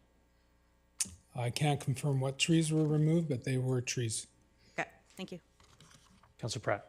Yeah, no, I appreciate the constructive dialogue on this one, because it was my understanding that it seemed to be 10 hedge trees removed and replanted with 56, but it wasn't a like for like by the sounds of it. So I don't think I can pull it now that it's been seconded, but I'm happy to vote against myself as I've done in the past. All right, well, let's not make a habit of that, but Councillor Bailey, go ahead. Yeah, I can't support this. Reading the report on how he told the bylaw officer to get off his property, it sounds like in a rather forceful manner. I will not support anyone trying to abuse personnel that are part of the township, and also his quick removal of the trees and that kind of stuff that could be interpreted as trying to get it done before. I will not support lowering any of this. Thank you for that. Thanks. So before we call the question here, I would say that if there's a desire to revisit the fee structure, that you revisit the fee structure, not adjudicate it on a per case by case basis. That if you're sensing a theme that you'd like to address, that would be for council to consider a policy change. I concur with Councillor Richter. It's hard to do it for one and not others. Yeah. So with that, I'll call the question on that in 01, Ms. Bauer? 02.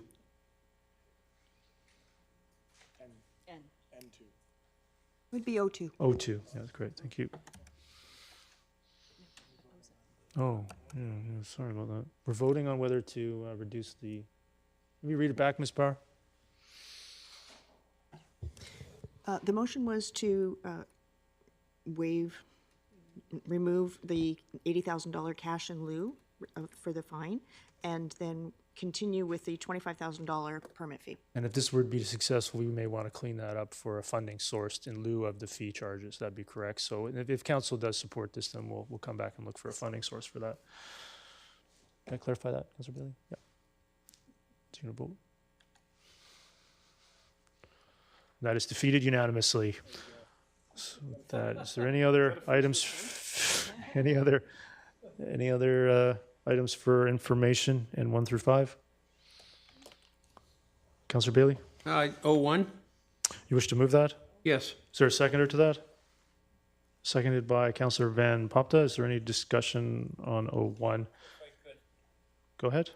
Yeah, I'd really like to make sure that with a very quickly aging population, that many times when we're dealing with all kinds of issues within the township, people either don't understand or just forget to include how these things can affect seniors, especially when it comes to pricing.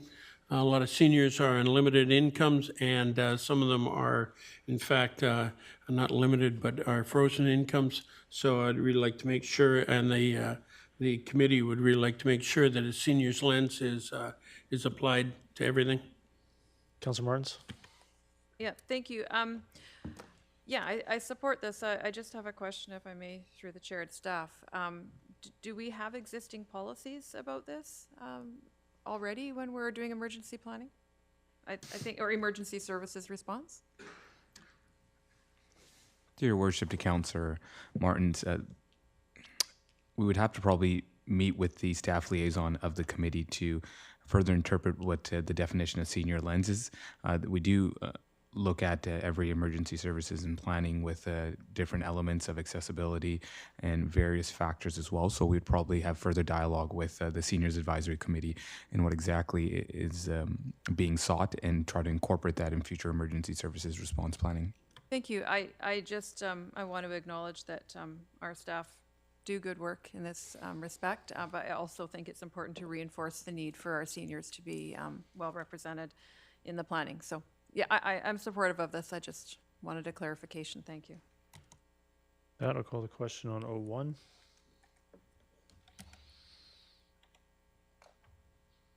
That carries unanimously. Any other items for information? Not seeing none. I'll move on to P1, business license reform for Township Langley businesses. I will move that, seconded by Councillor Rent. I think the motion speaks for itself. It's quite detailed, and with report to council coming back to consider some options to significantly reduce overhead for Township Langley businesses when it comes to licensing. Councillor Richter. Yeah, I'm not quite understanding what the purpose of this is. Like, is this to create a different category of license fees, or? I believe the motion speaks for itself. Okay, let me rephrase the question.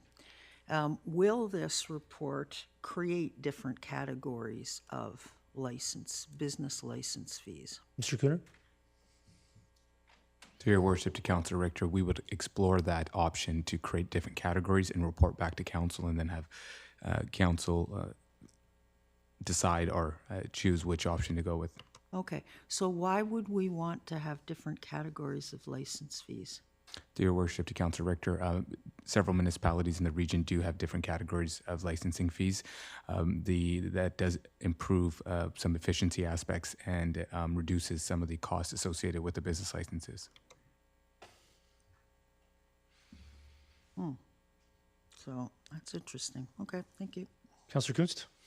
Yeah, to H, it says here, otherwise reduce and remove requirements and processes that involve the Township of Langley enforcing applicable laws of other levels of government where there is no direct responsibility or identified need for or benefit to the township. What would be an example of this? Mr. Cooner? Dear Worship, to Councillor Kuntz, I'm actually, off the top of my head, I think it would be the liquor licensing and cannabis regulation would come to I mind. see some other Fraser Health requirements. Fraser Health requirements as well. Yeah. Yeah. So there's other requirements that we're looking to see secured prior to issuing a business license that may not be applicable in some categories. So suggesting a review of those processes. Okay, I guess the other question would be, would this also apply to the agricultural land reserve? Mr. Cooner? Dear Worship, Councillor Kuntz, I don't believe that intent or spirit would be to apply to the agricultural land reserve, unless I'm mistaken on that end. Okay, because I mean, that would be important because that's another level of government, right? So we would still be applying bylaws or enforcing on ALR?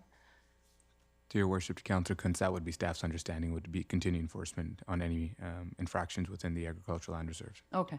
One last comment. Would we be corresponding with the Langley Chamber of Commerce on some of this? Mr. Cooner? The motion does not contemplate that, but certainly that could be added at the time it comes forward for consideration.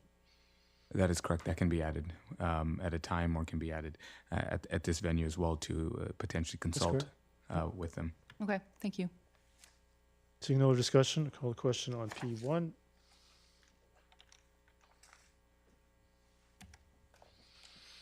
That carries. Councillor Richter opposed.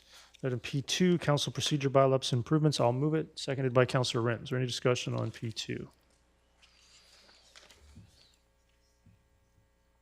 Seeing none. Oh, Councillor Richter.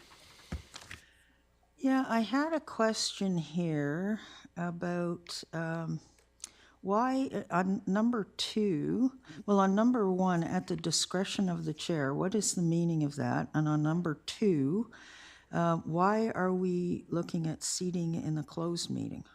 I mean, it's clear that the mayor has the right to set the seating for members of council legislatively, but in the chambers, but why do we need to reorganize closed meeting seating?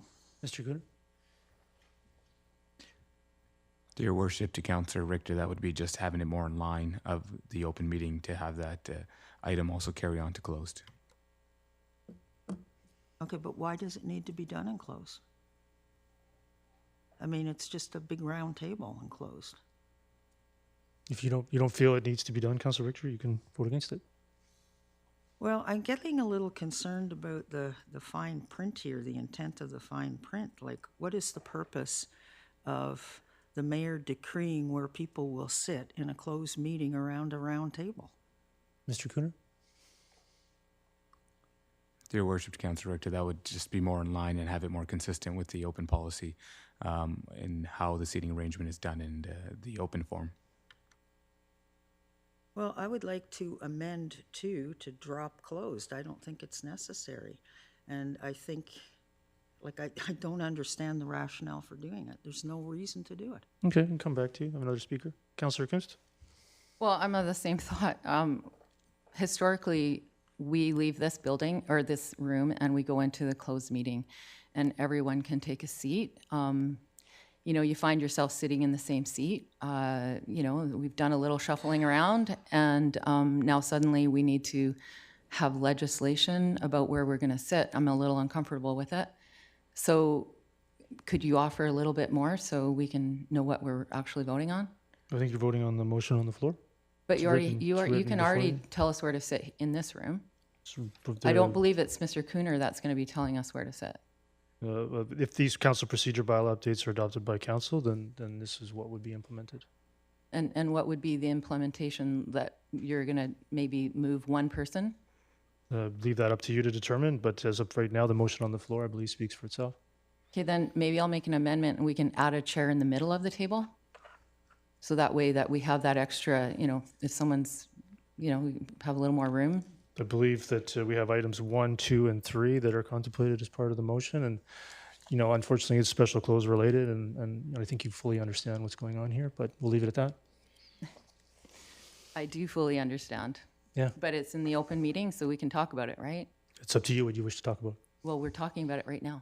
We're talking about the motion on the floor. Yeah, which I'm not supporting. No, I got that.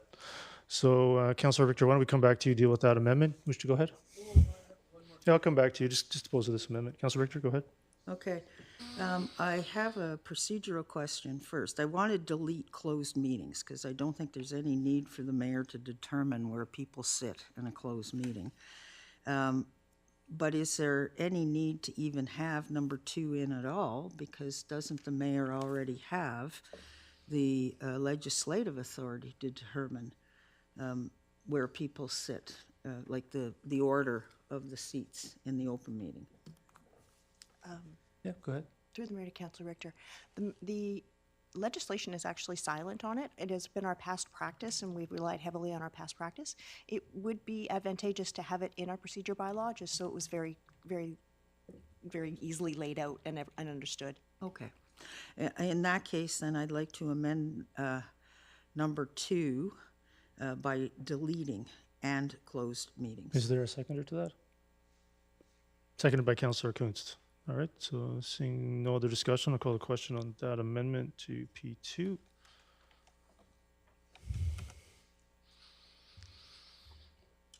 And that is defeated with Councillor Bailey, Councillor Rent, Mayor Woodward, Councillor Van Popta, Councillor Ferguson opposed. Councillor Martins. Yeah, thank you. I just want to speak a little further about point number 1. Include that council members are not permitted to have nor use cellular devices during closed meetings of council to record audio or visual images of the meeting, staff, or other members of council at the discretion of the chair.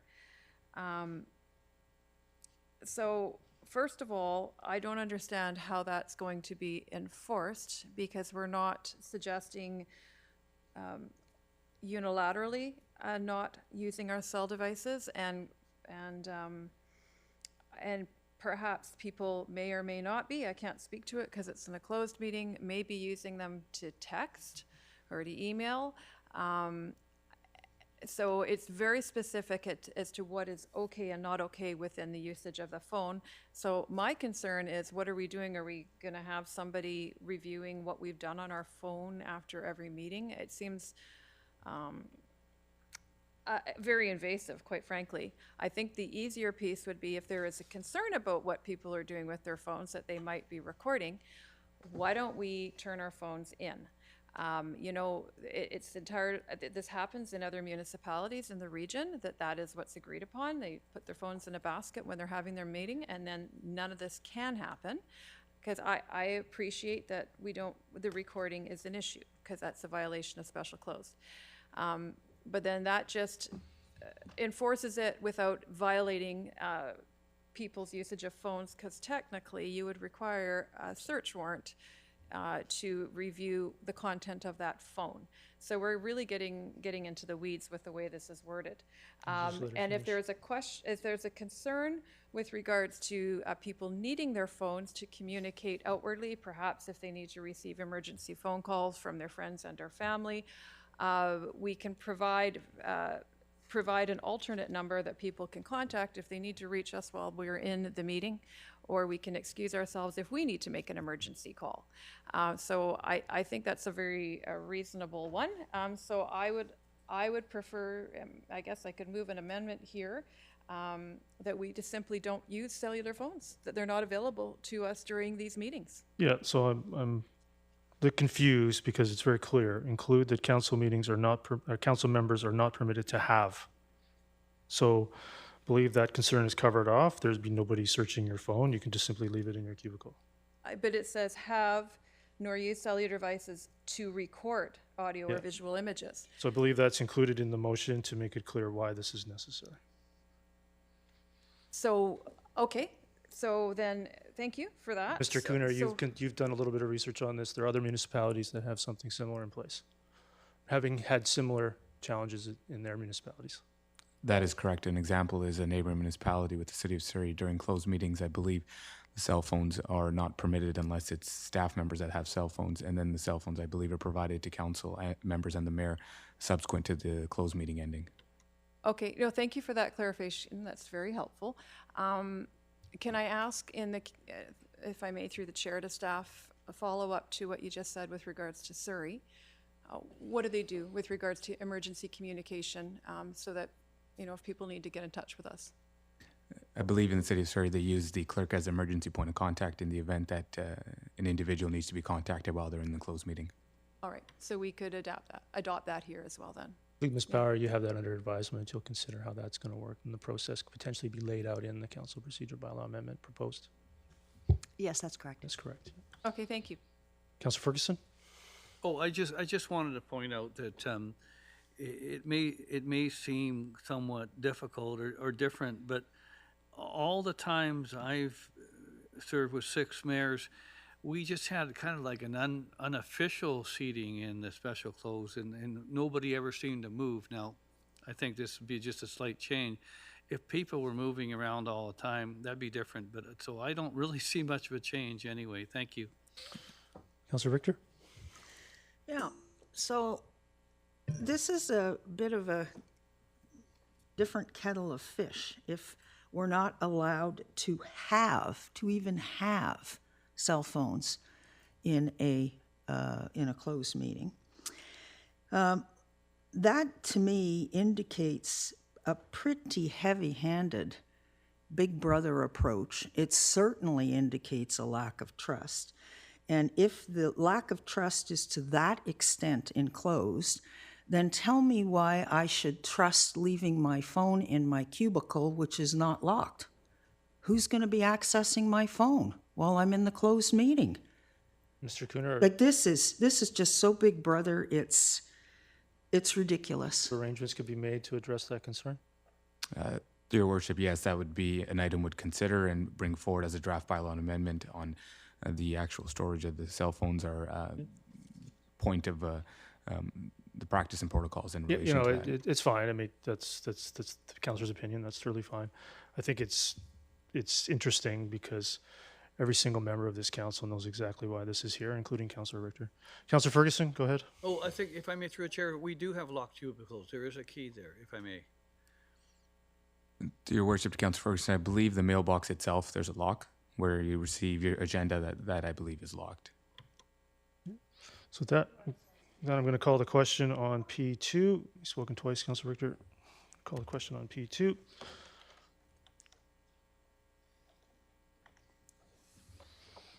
That carries with Councilor Richter, Councilor Coons, Councilor Martins opposed. Item P3, I'll move all three. Seconded by Councilor Wren. Is there any discussion on P3? Seeing none, call the Councilor Martins. Thank you. So I'm assuming we're moving all three at once, so I've got several questions here. I'll just go through them if I may. Of course. Okay, thank you. So with regards to the first point, be it resolved that council hereby rescinds neighborhood plans, initiation and process, council policy 07221. So if I'm reading this correctly, we're not replacing this with another process. So we're throwing out the door the entire way that we do neighborhood planning and that we're going to have no process. Or is there another one? I would appreciate some clarification. Yeah, Mr. Cooner, I believe here this is the key word there being initiation, that all but one neighborhood plans have been initiated and put in place. And mostly from here on, it'll be driven by council and a work plan for CPP. Is that correct?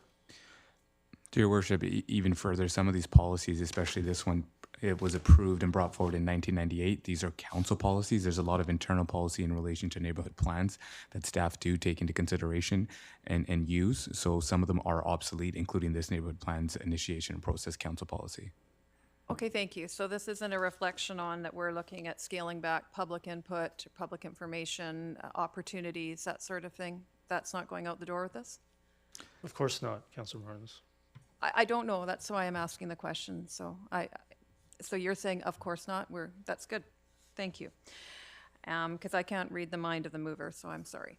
The next, and then that would be my next question. The next policy is that council hereby rescinds public information meetings, council policy 07-222. So how does that look moving forward for when we're, in the past, we've done open houses and we've had a lot of engagement from the community in these information sessions. They've been very well attended. I think about a recent one in Fort Langley with regards to the waterfront project. That was a very busy night. It took me a long time to even get inside because so many people who were already leaving were approaching me in a parking lot. So I just know that our community likes to be engaged and involved and give feedback. So I believe there's confusion here regarding public information meetings regarding development and those that happen in the course of consultation with the public. Mr. Cooner? Your worship, I can provide some more detail on that. So this is a council policy as well for public information meetings. Council, I believe, has now amended the development procedure bylaw and removed the public information meeting requirement for development. Therefore, this is also obsolete, this policy. okay, so, and if there's confusion, it's because all I have here is one line to go by.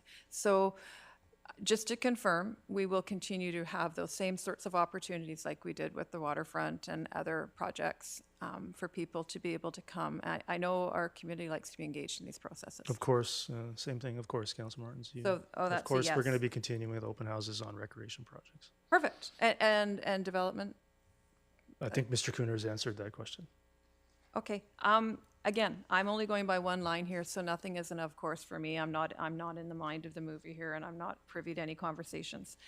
The next one here, that council hereby amends names of parks, trails, buildings, facilities, and infrastructure council policy 06103 to remove section 4.4 and section 4.5 with all subsequent sections renumbered to reflect this amendment. So when I look at these two sections that we're looking at removing, that's with regard to involving the school district 35 and participating in the naming of joint park spaces. I'm wondering why we are specifically looking at removing those two sections. I'm assuming in the past, there's been a reason for the collaboration of this, that this policy came to be, and I'm wondering why it's perhaps no longer relevant. Mr. Cooner, maybe you can confirm for the councillor that what's been happening for the last couple of school park sites is that the school district themselves did not participate in this process and arbitrarily chose names for those locations without consultation to the Township of Langley. That is correct, and I believe, and Mr. Winsley can comment further on this, there's now an existing policy school district has of their own that naming of parks and trails and buildings and facilities as well, and we have not seen collaboration on those items. Okay, so schools are responsible for naming schools still? This is just the adjacent park sites that we're talking about? Mr. Cooner? These would be the parks, trails, and building and facilities that would be within the township's purview. Okay, I'm just wondering because there's sometimes confusion when the names are different, the name of the school versus the name of the park adjacent. What this does is gives So, the Township Council an option to consider that very issue prior to having a park arbitrarily named on its behalf without consultation. Okay, all right, thank you very much. Councillor Richter? So this is political, just like the pushing off the final reading until October 21st. So your votes against items are not political, Councillor Richter? I'm speaking to the motion that is before us. I'm not trying to be nasty These are about political previous things that have been discussed at These are this political meeting. decisions, so I'm I don't confused by the understand why you nature. have to be nasty about it. Nasty. Okay, I'm just confused because if you're labeling it political, what's the problem with that? Well, you're saying that you don't want the school board to be naming our parks. But as I recall, this policy was put in place, those sections 4.4 and 4.5, mainly to facilitate our youth sports groups because it gets very confusing for people, especially those coming from out of town to play soccer or baseball or whatever. they're used to looking for school names, and then the park beside the school is usually named along with the school, which makes it easier for them to come with their kids to play soccer or baseball. I'm wondering, perhaps Mr. Winslade has the history to all of this. Perhaps he could just give us a thumbnail sketch, or give this council a thumbnail sketch about why that came in place in the why this came into being, those two sections, in the first place. That'd be great, and also to confirm that they're not being honored by the school district currently. Mr. Winslade? Thank you, Your Worship. As has been referred to during this discussion a number of times, historically, we had a few challenges in older communities where the elementary schools, it primarily applies to neighborhood parks and elementary school sites, where elementary schools and the neighborhood park may not share the same name, causing confusion. So that's a bit of the history to it as to why this became. There was quite a process that we went through, our council, together with the school board, to both revise our policies at the same time. This was done maybe 8 or 9 years ago, 10 years ago, that resulted in this policy, actually, probably the last time it was revised, so 2016.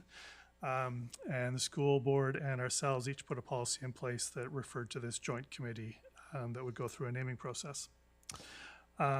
What happened with the last two schools, elementary school and middle/high school, the consultation, the joint committee, I guess, didn't occur.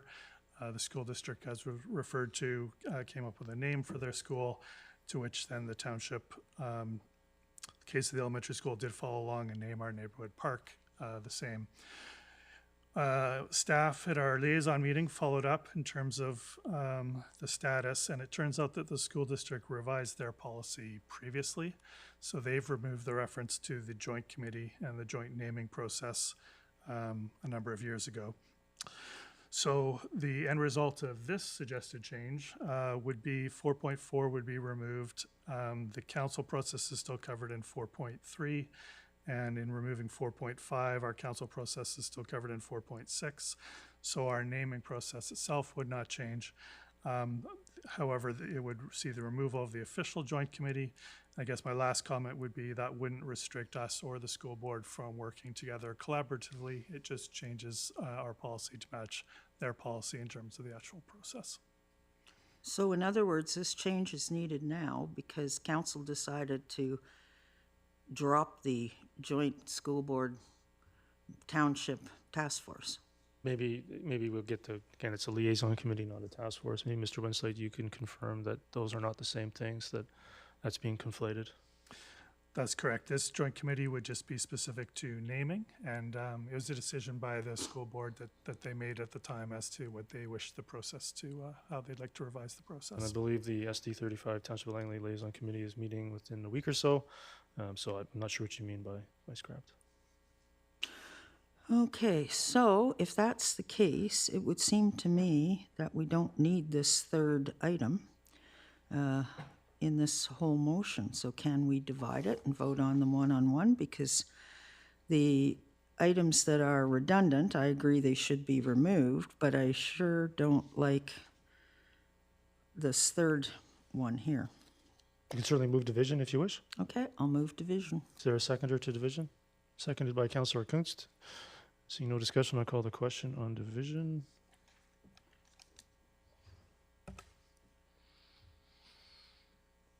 Division is defeated. Councillor Bailey, Councillor Rent, Mayor Woodward, Councillor Van Popta, Councillor Pratt, Councillor Ferguson opposed. Councillor Van Popta? So just to confirm, the park sites besides schools we own. Elementary, for new ones, yes, that's correct. Okay, so I do have issues with another entity naming our parks that we're providing. So I have no problems with this, especially if the current policy, and they already changed their own policy to not reflect this, to not reflect the collaboration that we had. It's unfortunate that we've got a scenario where, you know, something hasn't occurred that should have occurred, and now we have to come up with policy or removal of policy to ensure that doesn't happen again. You know, it's kind of like the last item too, where it's, you know, somebody did something that they're not supposed to, and now we have to have a policy regarding it. So it's unfortunate that we have to go this way, but I don't want to see another entity naming our parks without our involvement. So I'm fine with this. Yeah, and I think the process here would be that we can find out what they're naming the school and can consider that as one option among potentially others. Councillor Kunst? You know, this is really so sad that this has devolved into such a sad commentary on our relationships with the school district. Is there a school or a park that they've named that we have an issue with? You know, so like, this just seems so sad that this is so, I don't know, controversial that, you know, we can't.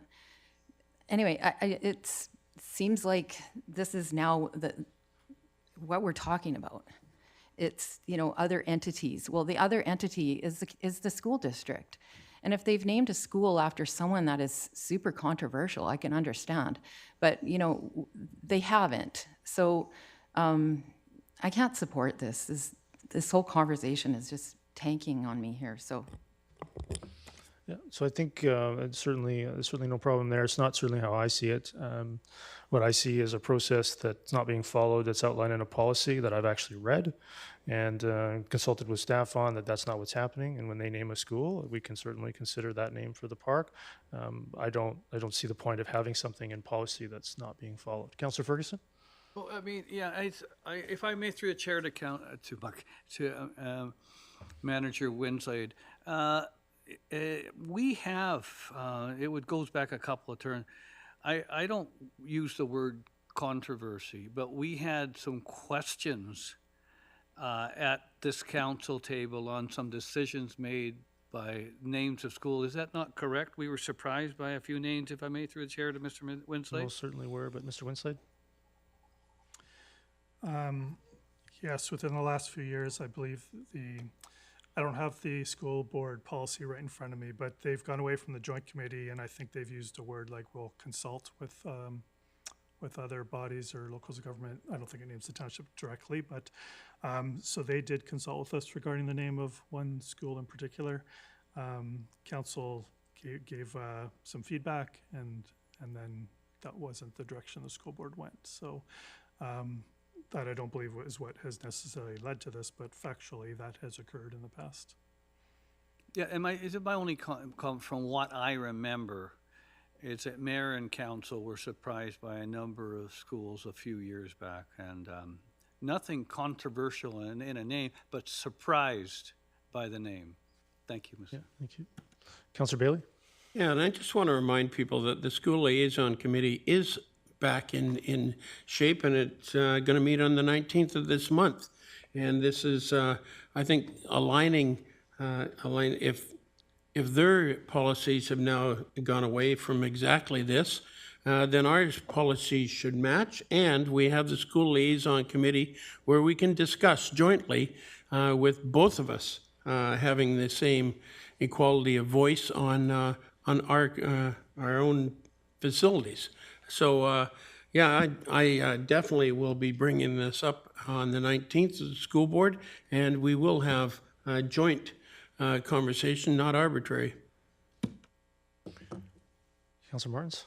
Thank you. 2 points. I heard a couple speakers back that was Councillor Van Popta made the comment that because somebody did something they shouldn't have, we now require this last item. What item are we referring to, and what did somebody do that they shouldn't have done? Yeah, we're not going to go down that road, Councillor Martins. Okay, I'm going to call the question on. I'm calling the question as per the council procedure bylaw. I'm calling the question on item P3 to move on to actual business. P3. That carries with Councillor Richter, Councillor Kunz, Councillor Martins opposed. Item P4, I'm going to highlight council first paragraph and then 1, 2, 3, 4, 5. I'll move that separately, which is specific to the report to council for the policy. Seconded by Councillor Pratt. I believe that we're overdue here to have a look at this policy and bring it back for some amendments for council to consider that just simply make it easier for residents that want traffic calming to get that to the council table for its consideration and not pit neighbor v. neighbor. Councillor Pratt. Yeah, thank you, Your Worship. I was happy to see something like this come forward because I know many of us over the course of the past 18 months have had many conversations with members of the public who have been wanting certain traffic calming measures implemented, but that we just didn't have the legislative authority to do. And this doesn't completely solve it yet, but it's moving us in the right direction. So I'm happy to see it here today. Councillor Richter? Yeah, I'm curious as to why would we remove section 4.2, which is how this whole thing is initiated? Mr. Cooner?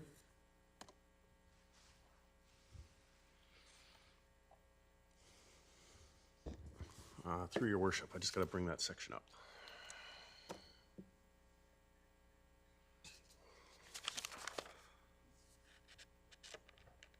So this would be removed as part of the overall updates to the policy, and staff will be going through the entire policy to make sure there's no unintended consequences and report back on them. Okay, but it says here this, request for the installation or removal of traffic calming will be initiated by written requests from residents or business owners or by township initiative. Like, why does that have to be removed? I believe that that's in the part of the section in regards to petitions and other items that would start that. I believe that council should take the lead on adjudicating traffic calming with staff. Oh, so council is going to take the initiative from now on. We will decide where traffic calming is needed. Well, council ultimately decides that anyway, Councillor Richter. This is making the process easier for residents. Well, then how do residents let council know where they need traffic calming? Obviously, they just contact us, Councillor Richter. I don't know what you're getting at here. Well, it's, again, Big Brother. It's actually This is reforming the overkill. policy to make it easier to get traffic calming installed. Okay, well, I don't know. And section 4.8, removal of traffic calming. Why do we have to delete that whole section? Well, I guess, Councillor Richter, you have an obvious option to just vote against it. Yeah, I do have an obvious. Councillor Martins? Thank you. Similar concerns. I think that's really actually limiting people's opportunity to bring forward a concern for traffic calming, that it has to all funnel through council rather than being able to just reach out to the township in general or engineering our staff sections on their concerns. So it makes no sense for 4.2 to be deleted. Perhaps it could be added and also through council would be another option. The other thing I'm going to say is with regards to 4.3.3, I think it's actually really important. The item says here, community support in the form of a minimum of 67% of the total number of respondents to a ballot of the study area is required to proceed to a detailed evaluation of the request, with the exception of roads fronting schools or playground zones, which shall not be subject to these requirements. So, I worry sometimes that, the squeaky wheel gets the grease. And sometimes some of the loudest voices aren't representative of the majority. And so I think there needs to be an opportunity for the people impacted by a change to be able to weigh in. So I'm not comfortable with removing that. I think there needs to be an equal opportunity here. There are some people that are more savvy and more connected with advocating for certain things, and others are unaware, and then these decisions have an impact on them. So I think it's really important that we don't throw that piece out. I'm for streamlining. I agree. Sometimes it feels difficult to assist with some of these requests that seem really obvious to us that need to be changed. And so I'm amenable to a report coming forward from staff on how maybe we can streamline and update this policy. But I do feel that we need to be able to receive requests to the township in general from people, and that we canvass the actual community to ensure it's not just a one-off, but generally everybody's feeling the same way in that neighborhood. And when I say the same way, not 100%, but the majority. Yeah, well, we're going to disagree there. That petition process was brought in about 10 years ago to prevent traffic calming. And it's my goal to reform the process to get traffic calming done, not prevent it. Councillor Van Popta, go ahead. Yeah, actually, I was going to almost say the same thing. The challenge is that in our rural areas, it only takes there might only be 10% kids on a path to a school that's in that neighborhood, because it is more rural, and you generally have populations that aren't necessarily highly condensed young family neighborhoods. So I don't want to say 67% of a neighborhood has to agree with traffic calming. If one parent complains and has got safety concerns, that's enough for me.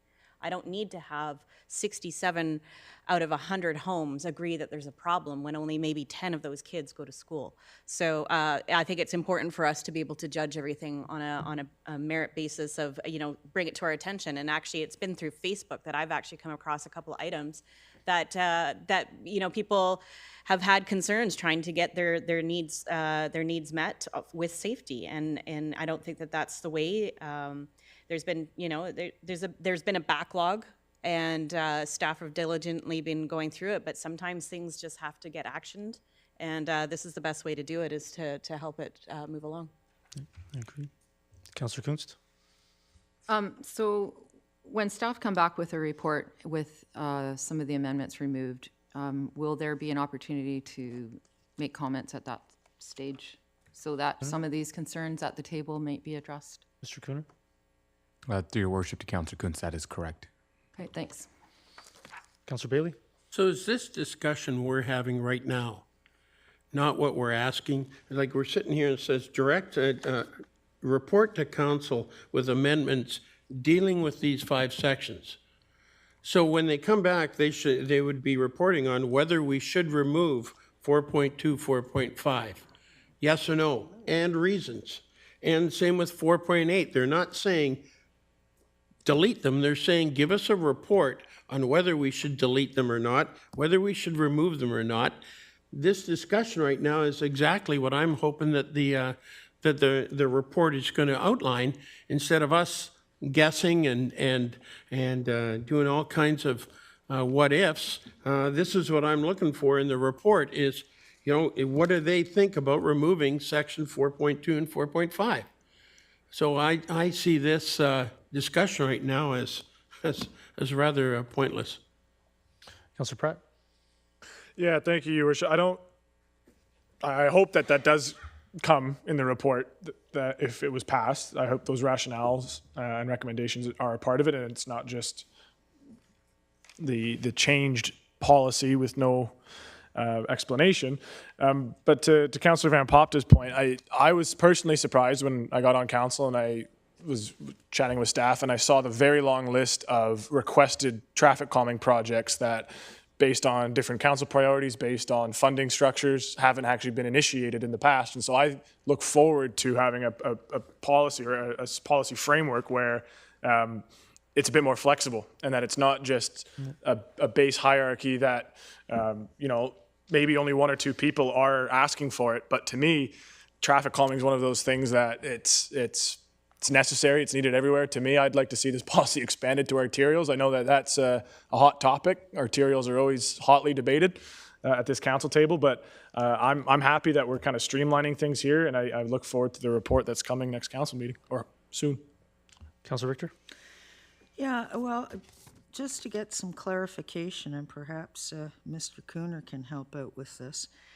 The way this motion is worded, it's, I think, very prescriptive. It's saying remove section 4.2 and 4.5, remove section 4.8, and then on other things it says considers and updates.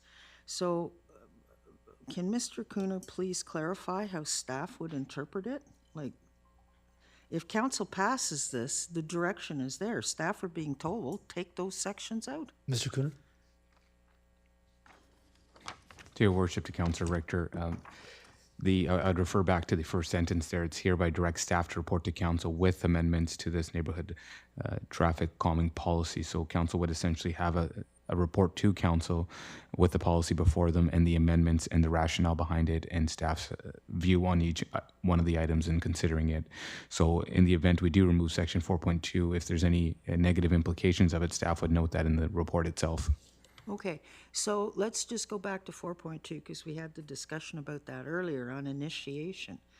So this says take 4.2 initiation out. Would you replace that with another name or another section? To your worship, to Councillor Richter, potentially. So it is premature at this time for staff to exactly comment on what they would be reporting to council. We potentially may look at replacing it, that it may be more efficient and improve it by just removing it. So there's going to be several options staff will be looking at prior to bringing the report to council. Okay, thank you. That, I'll call the question on the first part of P4.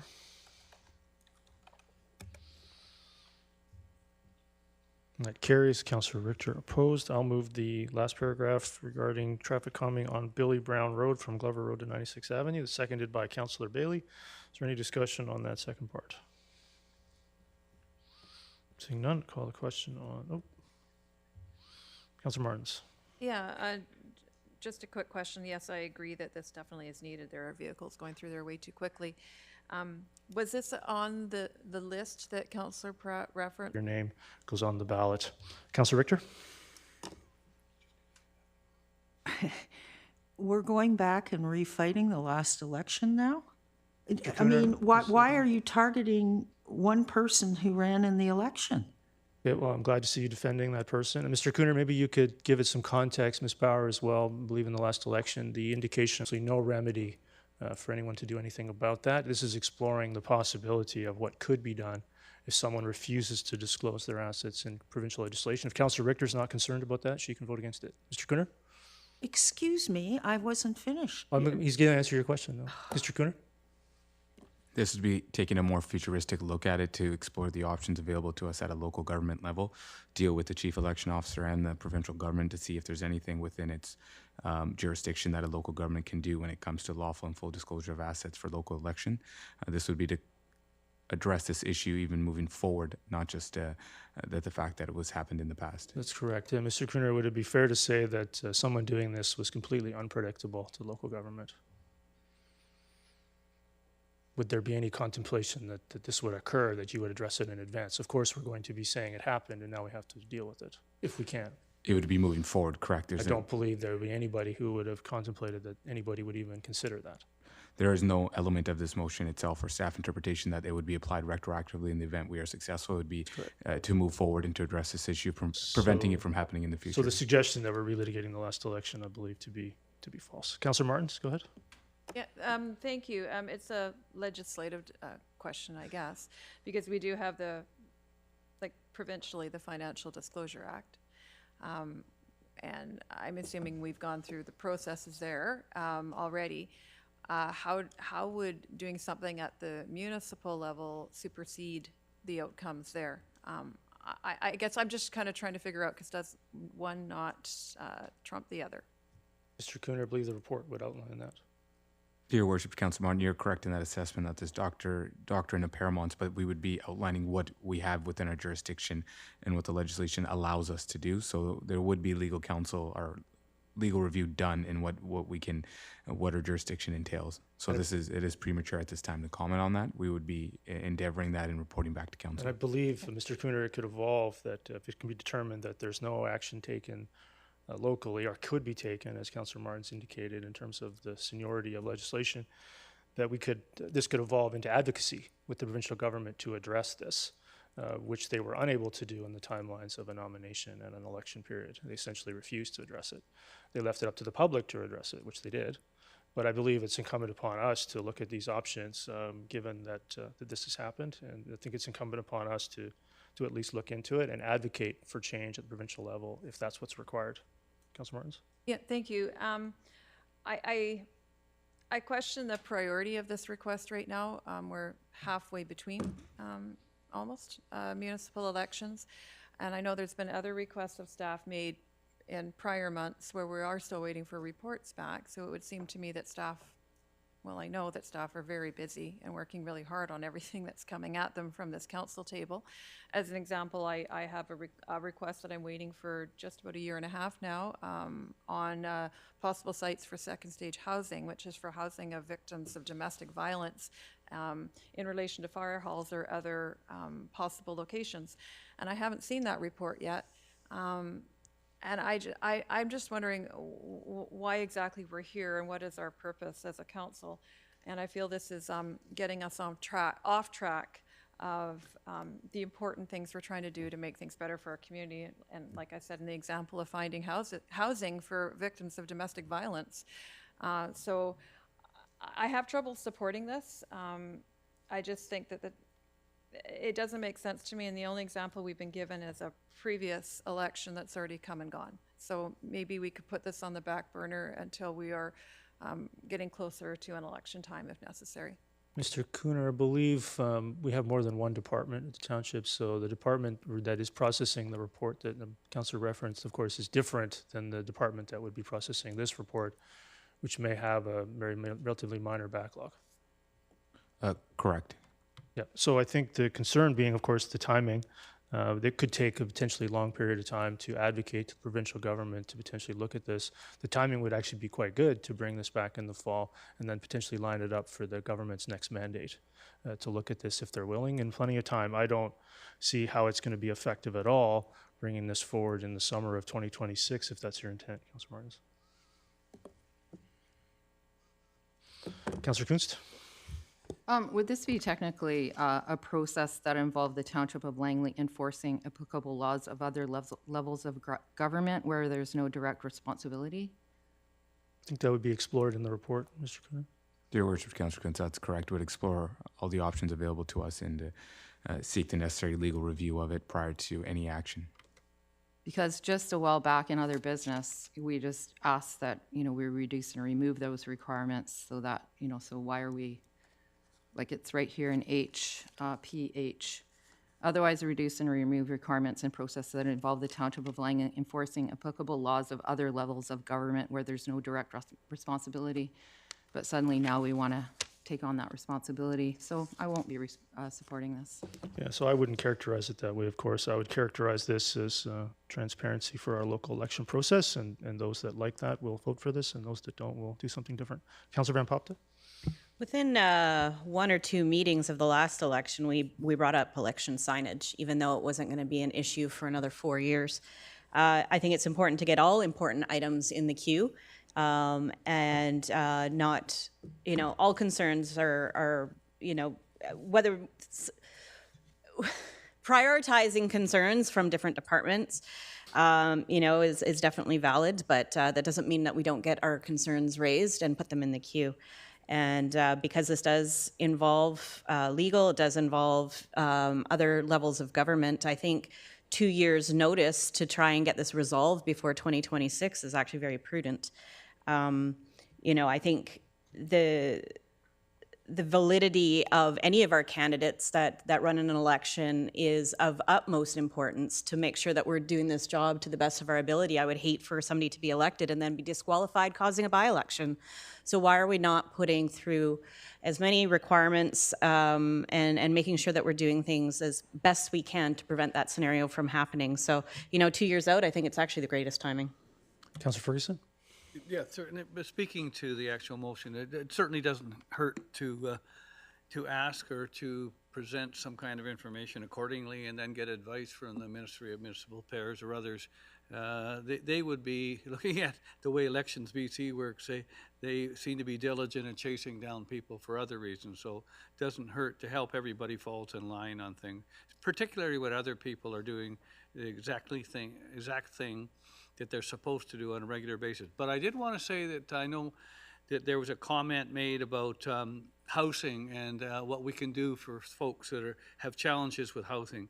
What we do, we try to do the very best we can with the money we have. We aren't responsible as a municipal council for hospitals or schools. That's the school district or other things. We do our very, very best to help those agencies that do work in those particular, we call files. I actually had a number of things that I have brought to this council and many other councils before me regarding issues I had, but I didn't bring them back to the council table. If I had a question on Park and Rec, I'd go to the Park and Rec department. If I had a question with engineering, I'd go to I wouldn't bring it up to the actual council table to single out a staff member or something to say, you haven't done something for me lately, and I asked for something. So I think it's important to note that we do our best. An example, we were asked by the Salvation Army to, a number of years ago, to help them find a site for a thrift store, and we found the site in Aldergrove. Now they're looking for another one. We do the best we can to help people, but it's not our job to buy property for agencies and use taxpayer money to help them along. Our job is a helping situation. Thank you, Mr. Mayor. Thank you. Councillor Bailey? Yeah, being a first-time counselor, I rely an awful lot on reports from staff because I don't have the generational history that that counselors who have been on council have before.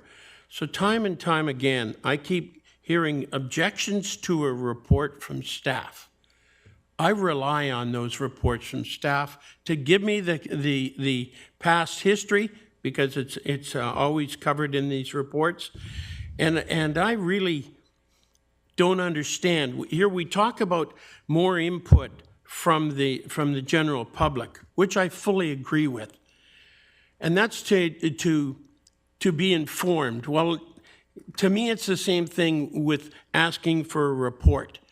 And I sure as hell do not want to wait until 6 months before when the staff is really crushed then to give a report. I would much rather give them a lot more time when they can do that. And also so I can get more time after the report comes out to digest these things. Because I don't have that past history, and staff is very good at giving past history that is applicable to what they're reviewing and what they're reporting on. So I really sometimes sit here and am mystified why people want to just not have a report, because I know maybe I'm not as smart as others on council, but I know I rely on staff giving me that information so I can make better decisions. I agree. I'm going to call the question. We've debated this enough. I'm going to call the question on P5.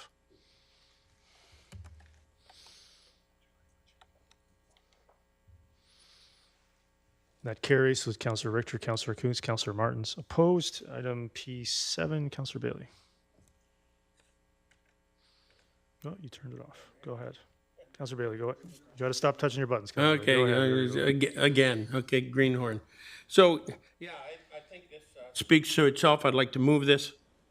I'll second it. Is there any? Go ahead, Councillor Bailey. And, here, car shows are really important in this community. You look how when Langley City coughed up the Langley car show, and Aldergrove was able to grab it and get a wonderful thing. And I think if we can support for a lousy less than $450 to support the fair, any of these things, especially the Pharaohs who have been very involved in this community, I think it's money well spent.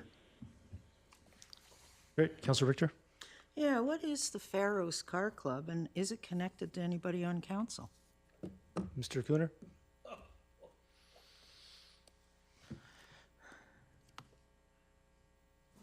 I believe it's a nonprofit charity that exists that hosts a few events, and I don't have any indication that it's in relation to any members of council. Okay, thank you. Call the question on P7. That carries unanimously. Ms. Bauer, can you bring up that request for extension motion that I forgot to do?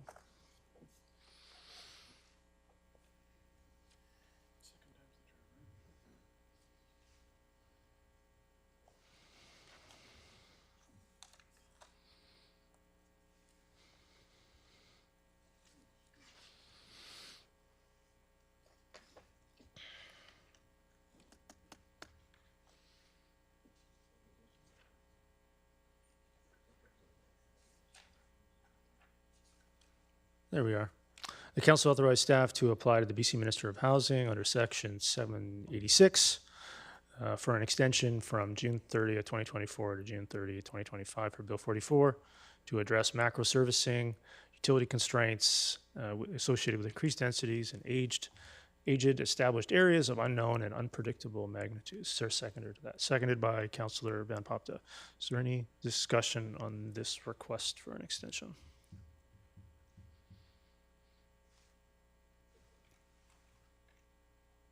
Councillor Kunst. Do we know how much time that we would be allowed to have an extension for? Mr. Cooner? I believe this is a reasonable extension request. Several municipalities have done the exact same. City of Coquitlam, City of Richmond have sought 1 year to address servicing and utility constraints issues, and to ensure that all the feasibility and analysis are done prior to implementing any of the items proposed by the provincial legislation. And have they received any answer? To our knowledge, the province, the Ministry of Housing, has not responded yet. Okay, thanks. So with that, I'll call the question on this request. P8.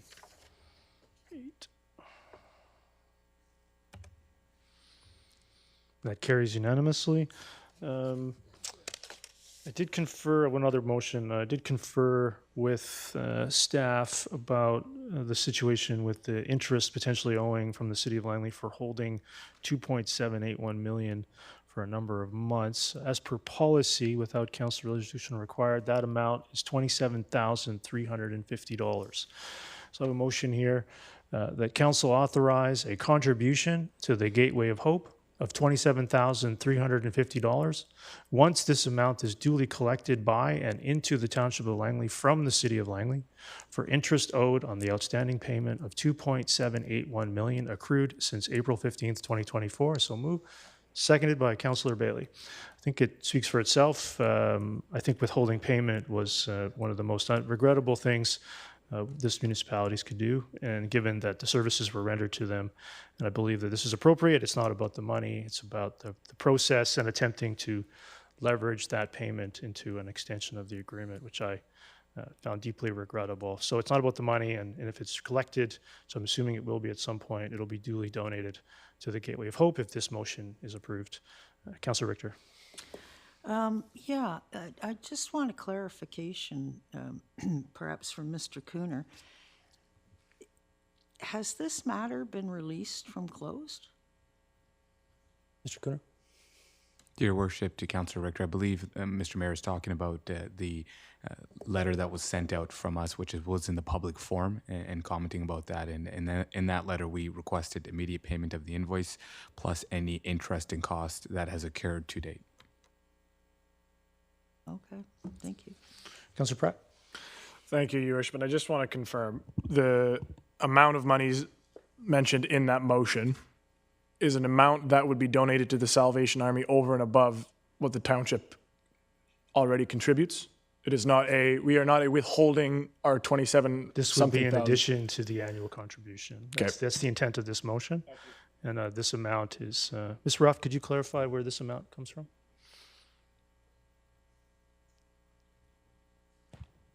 Staff had calculated the interest per our policy on the amount outstanding from the date that it was billed. Thank you. That provides a lot of clarification for me, because I think many members of council would agree if we were withholding something that we'd already promised, I'd find that regrettable. But I'm glad to hear that it is an over and above contribution. It's over and above. It's not about the money. It's about the process. So with that, I'll call the question on that motion.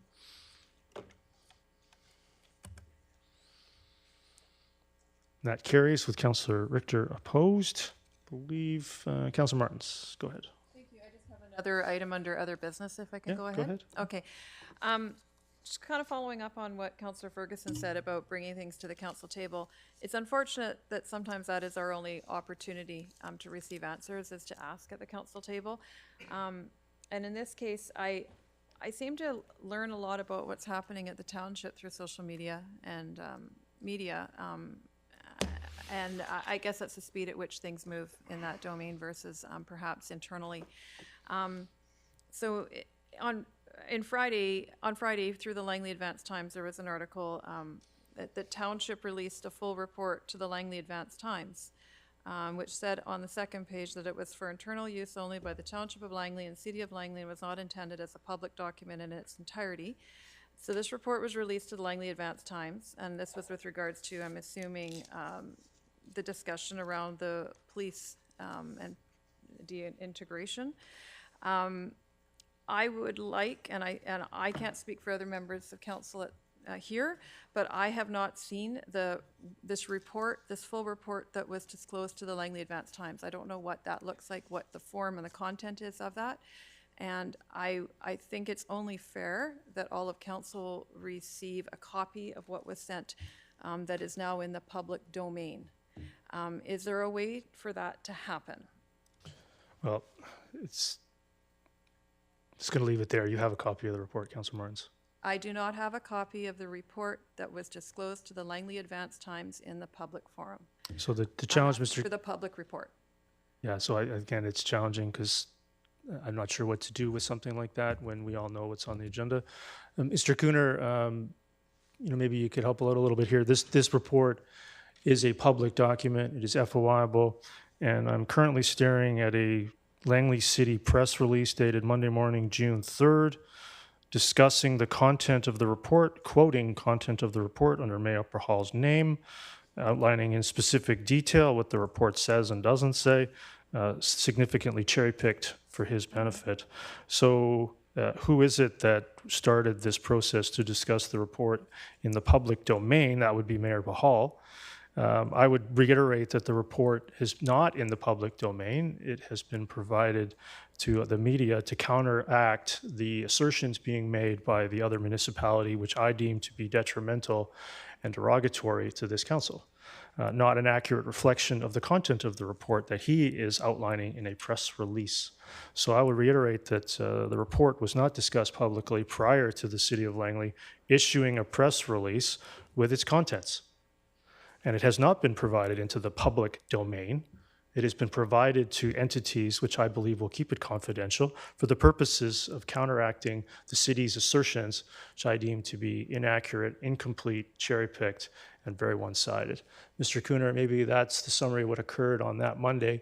Maybe you could provide the context of the report and its public nature. Since the report itself was provided to 2 municipalities, that report is FOIable because it wasn't provided to 1 municipality. Therefore, it would be considered almost in the public forum itself, that report. In the event someone were to make that request, that report would be more than likely produced. So, sorry, if I can just circle back here, I feel that maybe this has gone in a different direction. I'm not getting into a debate or discussion about the city versus the township here. That's not what this is about.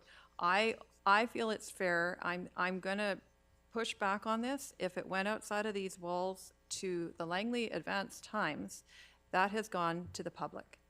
So we as council should have also received a CC or a forward of exactly what was disclosed to the Langley Advance Times, similar to we receive emails from our communications department on media releases. We receive an email letting us know this is going public. So this is going to the Langley Advance Times. I think assuming you're going to have confidentiality and restraint from a news outlet is contrary to who they are and what they do, respectfully. And again, I'm asking about this because this is a topic that's highly interesting to me that I want to know more information about, and I want to know what the paper received, because I used to be a police officer, and the contents of any sort of report I read at a very different lens and deeper lens than probably a lot of people that are looking at it. And I have people contacting me with regards to this news article, and I have not been furnished with the full report that was disclosed to the Langley Advance Times. And that is all I am asking for. I don't want to get into a thing about the city versus the township. If I could just please receive what the Times received, that is my ask. It's very challenging because I don't want to be accused of now breaching special closed. Councilor Martins, you're fully aware that you have a copy of the report. I'm not sure what else to add. And I'm going to disagree again with the assertion that it's in the public domain. That is simply false. I do not know that what I might have already been furnished with as sensitive documentation is what was released to the Langley Advance Times. You've just been assured to until that I can fact. match that, I cannot confirm they are one and the same. Well, if you don't believe me, that's I'll leave that with you. But you have been provided with it. I haven't. Councillor Richter. Well, I wasn't wanting to talk to this one so much Go ahead. as another item. I'm not hearing anything of substance. Go ahead. What do you mean you're not hearing There's no anything? motion. There's no motion coming out of it. So go ahead, Councillor Richter. Okay. Items distributed on June the 6th. There's two I want to discuss. The first one is item number 20 on page 95, and I was just wondering, through you to Mr. Cooner, if council will be getting a follow-up report on this. I think there's some Could valid you comments. mention the item content? Which Request to review liquor licensing fee schedule. Oh, Mr. Cooner, would you like some action taken on that, Councillor Richter? I'm not following. Is there a question? Yeah, will we be getting a follow-up report from staff? I on think that would require a motion of council. Would that be correct, Mr. Cooner? To your worship, to Councillor Richter, that's correct. We'd have to request an action item on that. And my understanding is liquor licensing fees are set by the provincial government. We have no jurisdiction over that. Okay, so this is beyond our jurisdiction then? If that's the item, does it state liquor license fees? Well, it's about, I'm asking council to level the playing field when manufacturer license holders are making simple, non-structural changes to their establishments. So I'm assuming it's a township fee of some sort. Mr. Richardson, go ahead. Thank you, Worship. Council has a policy with regard to liquor licensing. For a change of service outside those hours, council has wanted to provide input as to that. So the fee structure outline provides for the staff review and the staff report to council with respect to that. So that's what that fee reflects, Your Worship. Okay, so we just follow provincial, and provincial says that they have to get a special event permit for everything? Through Your Worship. So the provincial government allows the township to input as to different application types. The writer there is referencing the township's current requirement pursuant to policy to provide for council input with respect to a change of service of those hours. So when we do that, that has to come to council for resolution. Sorry, Your Worship. And that requires a staff report to council. So our application bylaw just serves to provide for the staff time that it takes to write that report to council. Okay. All right, well, maybe I'll check back with this person who wrote then and find out exactly what the issue is. Maybe it seems to be lacking some clarity here. But I did want staff to get some follow-up on it. So if you want me to bring a notice of motion, is that what you're suggesting? Dear Worship, Councillor Richter, maybe to be more efficient is have staff contact the individual first to see to seek some clarity on the item, and then advise council of that, or yourself can seek clarity. And okay. So if I wanted staff to get clarity on it, does that require a notice of? Does that require a motion now of council? To your Worship, Councillor Richter, no, it doesn't require a motion if it's just clarity and to see what the issue exactly is prior to actually seeking an action item on it. Okay, so that would be my request then. Yeah, that's no problem. We can get back to you. And then further to the comments that I made earlier with regards to this new Bill C-63 legislation that has been introduced about concerning hateful speech targeting people versus ideas. I'm wondering if Township can perhaps start a file on this so that when Bill C-63 comes into effect, there's instances we can follow up on. I believe that part of Bill C-63, at least it was discussed yesterday in the closing plenary, would include opportunities to get compensation. And this is regarding item 23 on today's items distributed list. Today's goes to 20. Or no, not today's, sorry, June 6th. Which item is that? Item 23, subject provincial election. I'm not really aware of the, I'll look at the legislation later, but I'm not aware what it is or what's being requested. Are you following, Mr. Cooner? If I may, my understanding is, to your worship, to Councillor Richter, that in the event this legislation is tabled and passed, staff provide an update to Mayor and Council of such and provide either a memo just outlining any implication it has, especially if I haven't reviewed it myself. If it does affect local governments, then definitely we will be providing a memo to Mayor and Council Okay. advising of that. That's good. Thank you very much. No, I'll be interested as well, and what qualifies as hateful speech myself. Councillor Ferguson?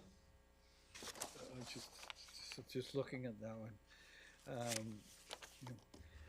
Okay, the new safe passing distance, this is item 5 on the items distributed May 30th. And it's about the new safe passing distance regulations under the BC Motor Vehicle Act.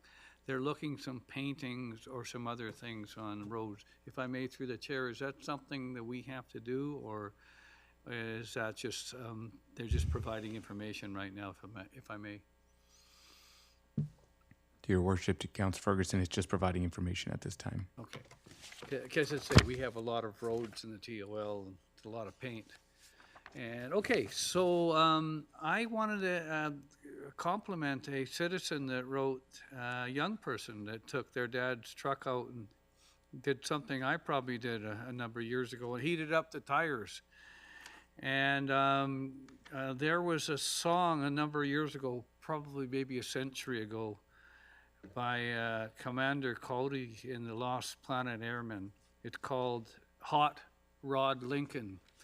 And I know my parents would say, I had a Hot Rod Lincoln myself, candy apple red and all the shifter, special engine, everything, and I was heating up the tires all the time. So I thank him for saying he shouldn't have done it. Now he's volunteering at the Salvation Army, and that's nice, and I hope he continues on. And the Restorative Justice Program is a very good program, because a number of years ago somebody broke into one of my outbuildings, and I guess the police caught them, and then they did some restorative justice and came and cut my lawn, did some, painting or something. Really good people. And I advised the kids, being a teacher, to go out and learn things and participate in not-for-profit organizations. And then I did the same thing myself when I was a young person. So if they want to heat their tires up in the future, I'd ask them to join the Area 27 up at Oliver for racing. Thank you. Thank you. Councillor Bailey? Yeah, I just want to ask through the chair to Mr. Cooner, the point that Councillor Richter brought up about the legislation and utilizing that to review what's gone on before. Would that be trying to make legislation retroactive? To your worship, to Councillor Bailey, I don't believe that's my understanding of it. It would just be, once it's adopted and passed, to provide Mayor and Council with an update on the implications and the remedies associated with it, and to provide you with the tools necessary to ensure if it affects any local government officials. But that would only be for actions going forward from the date of legislation enactment, correct? To your worship, to Councillor Bailey, that would be correct, but I'd have to review the legislation. There is very rare circumstances are any of these legislations retroactive, so more than likely it would be moving forward. Yeah, so building a file now on what has happened before for utilization after this legislation is passed, I don't see the applicability of that. I can see building a file going forward, but not going back. That would be applying a legislation to a retroactive act. No, I think your point's well taken, Councillor Bailey. Yeah. Yeah. Your point, there's been many posts that I would certainly categorize as being more focused on the person than on the policy that I've certainly seen. Councillor Van Popte? I had similar questions. If it does become retroactive, something for us to explore in that report is it the municipality's responsibility to track individual councillors and mayors' grievances that they've seen and received.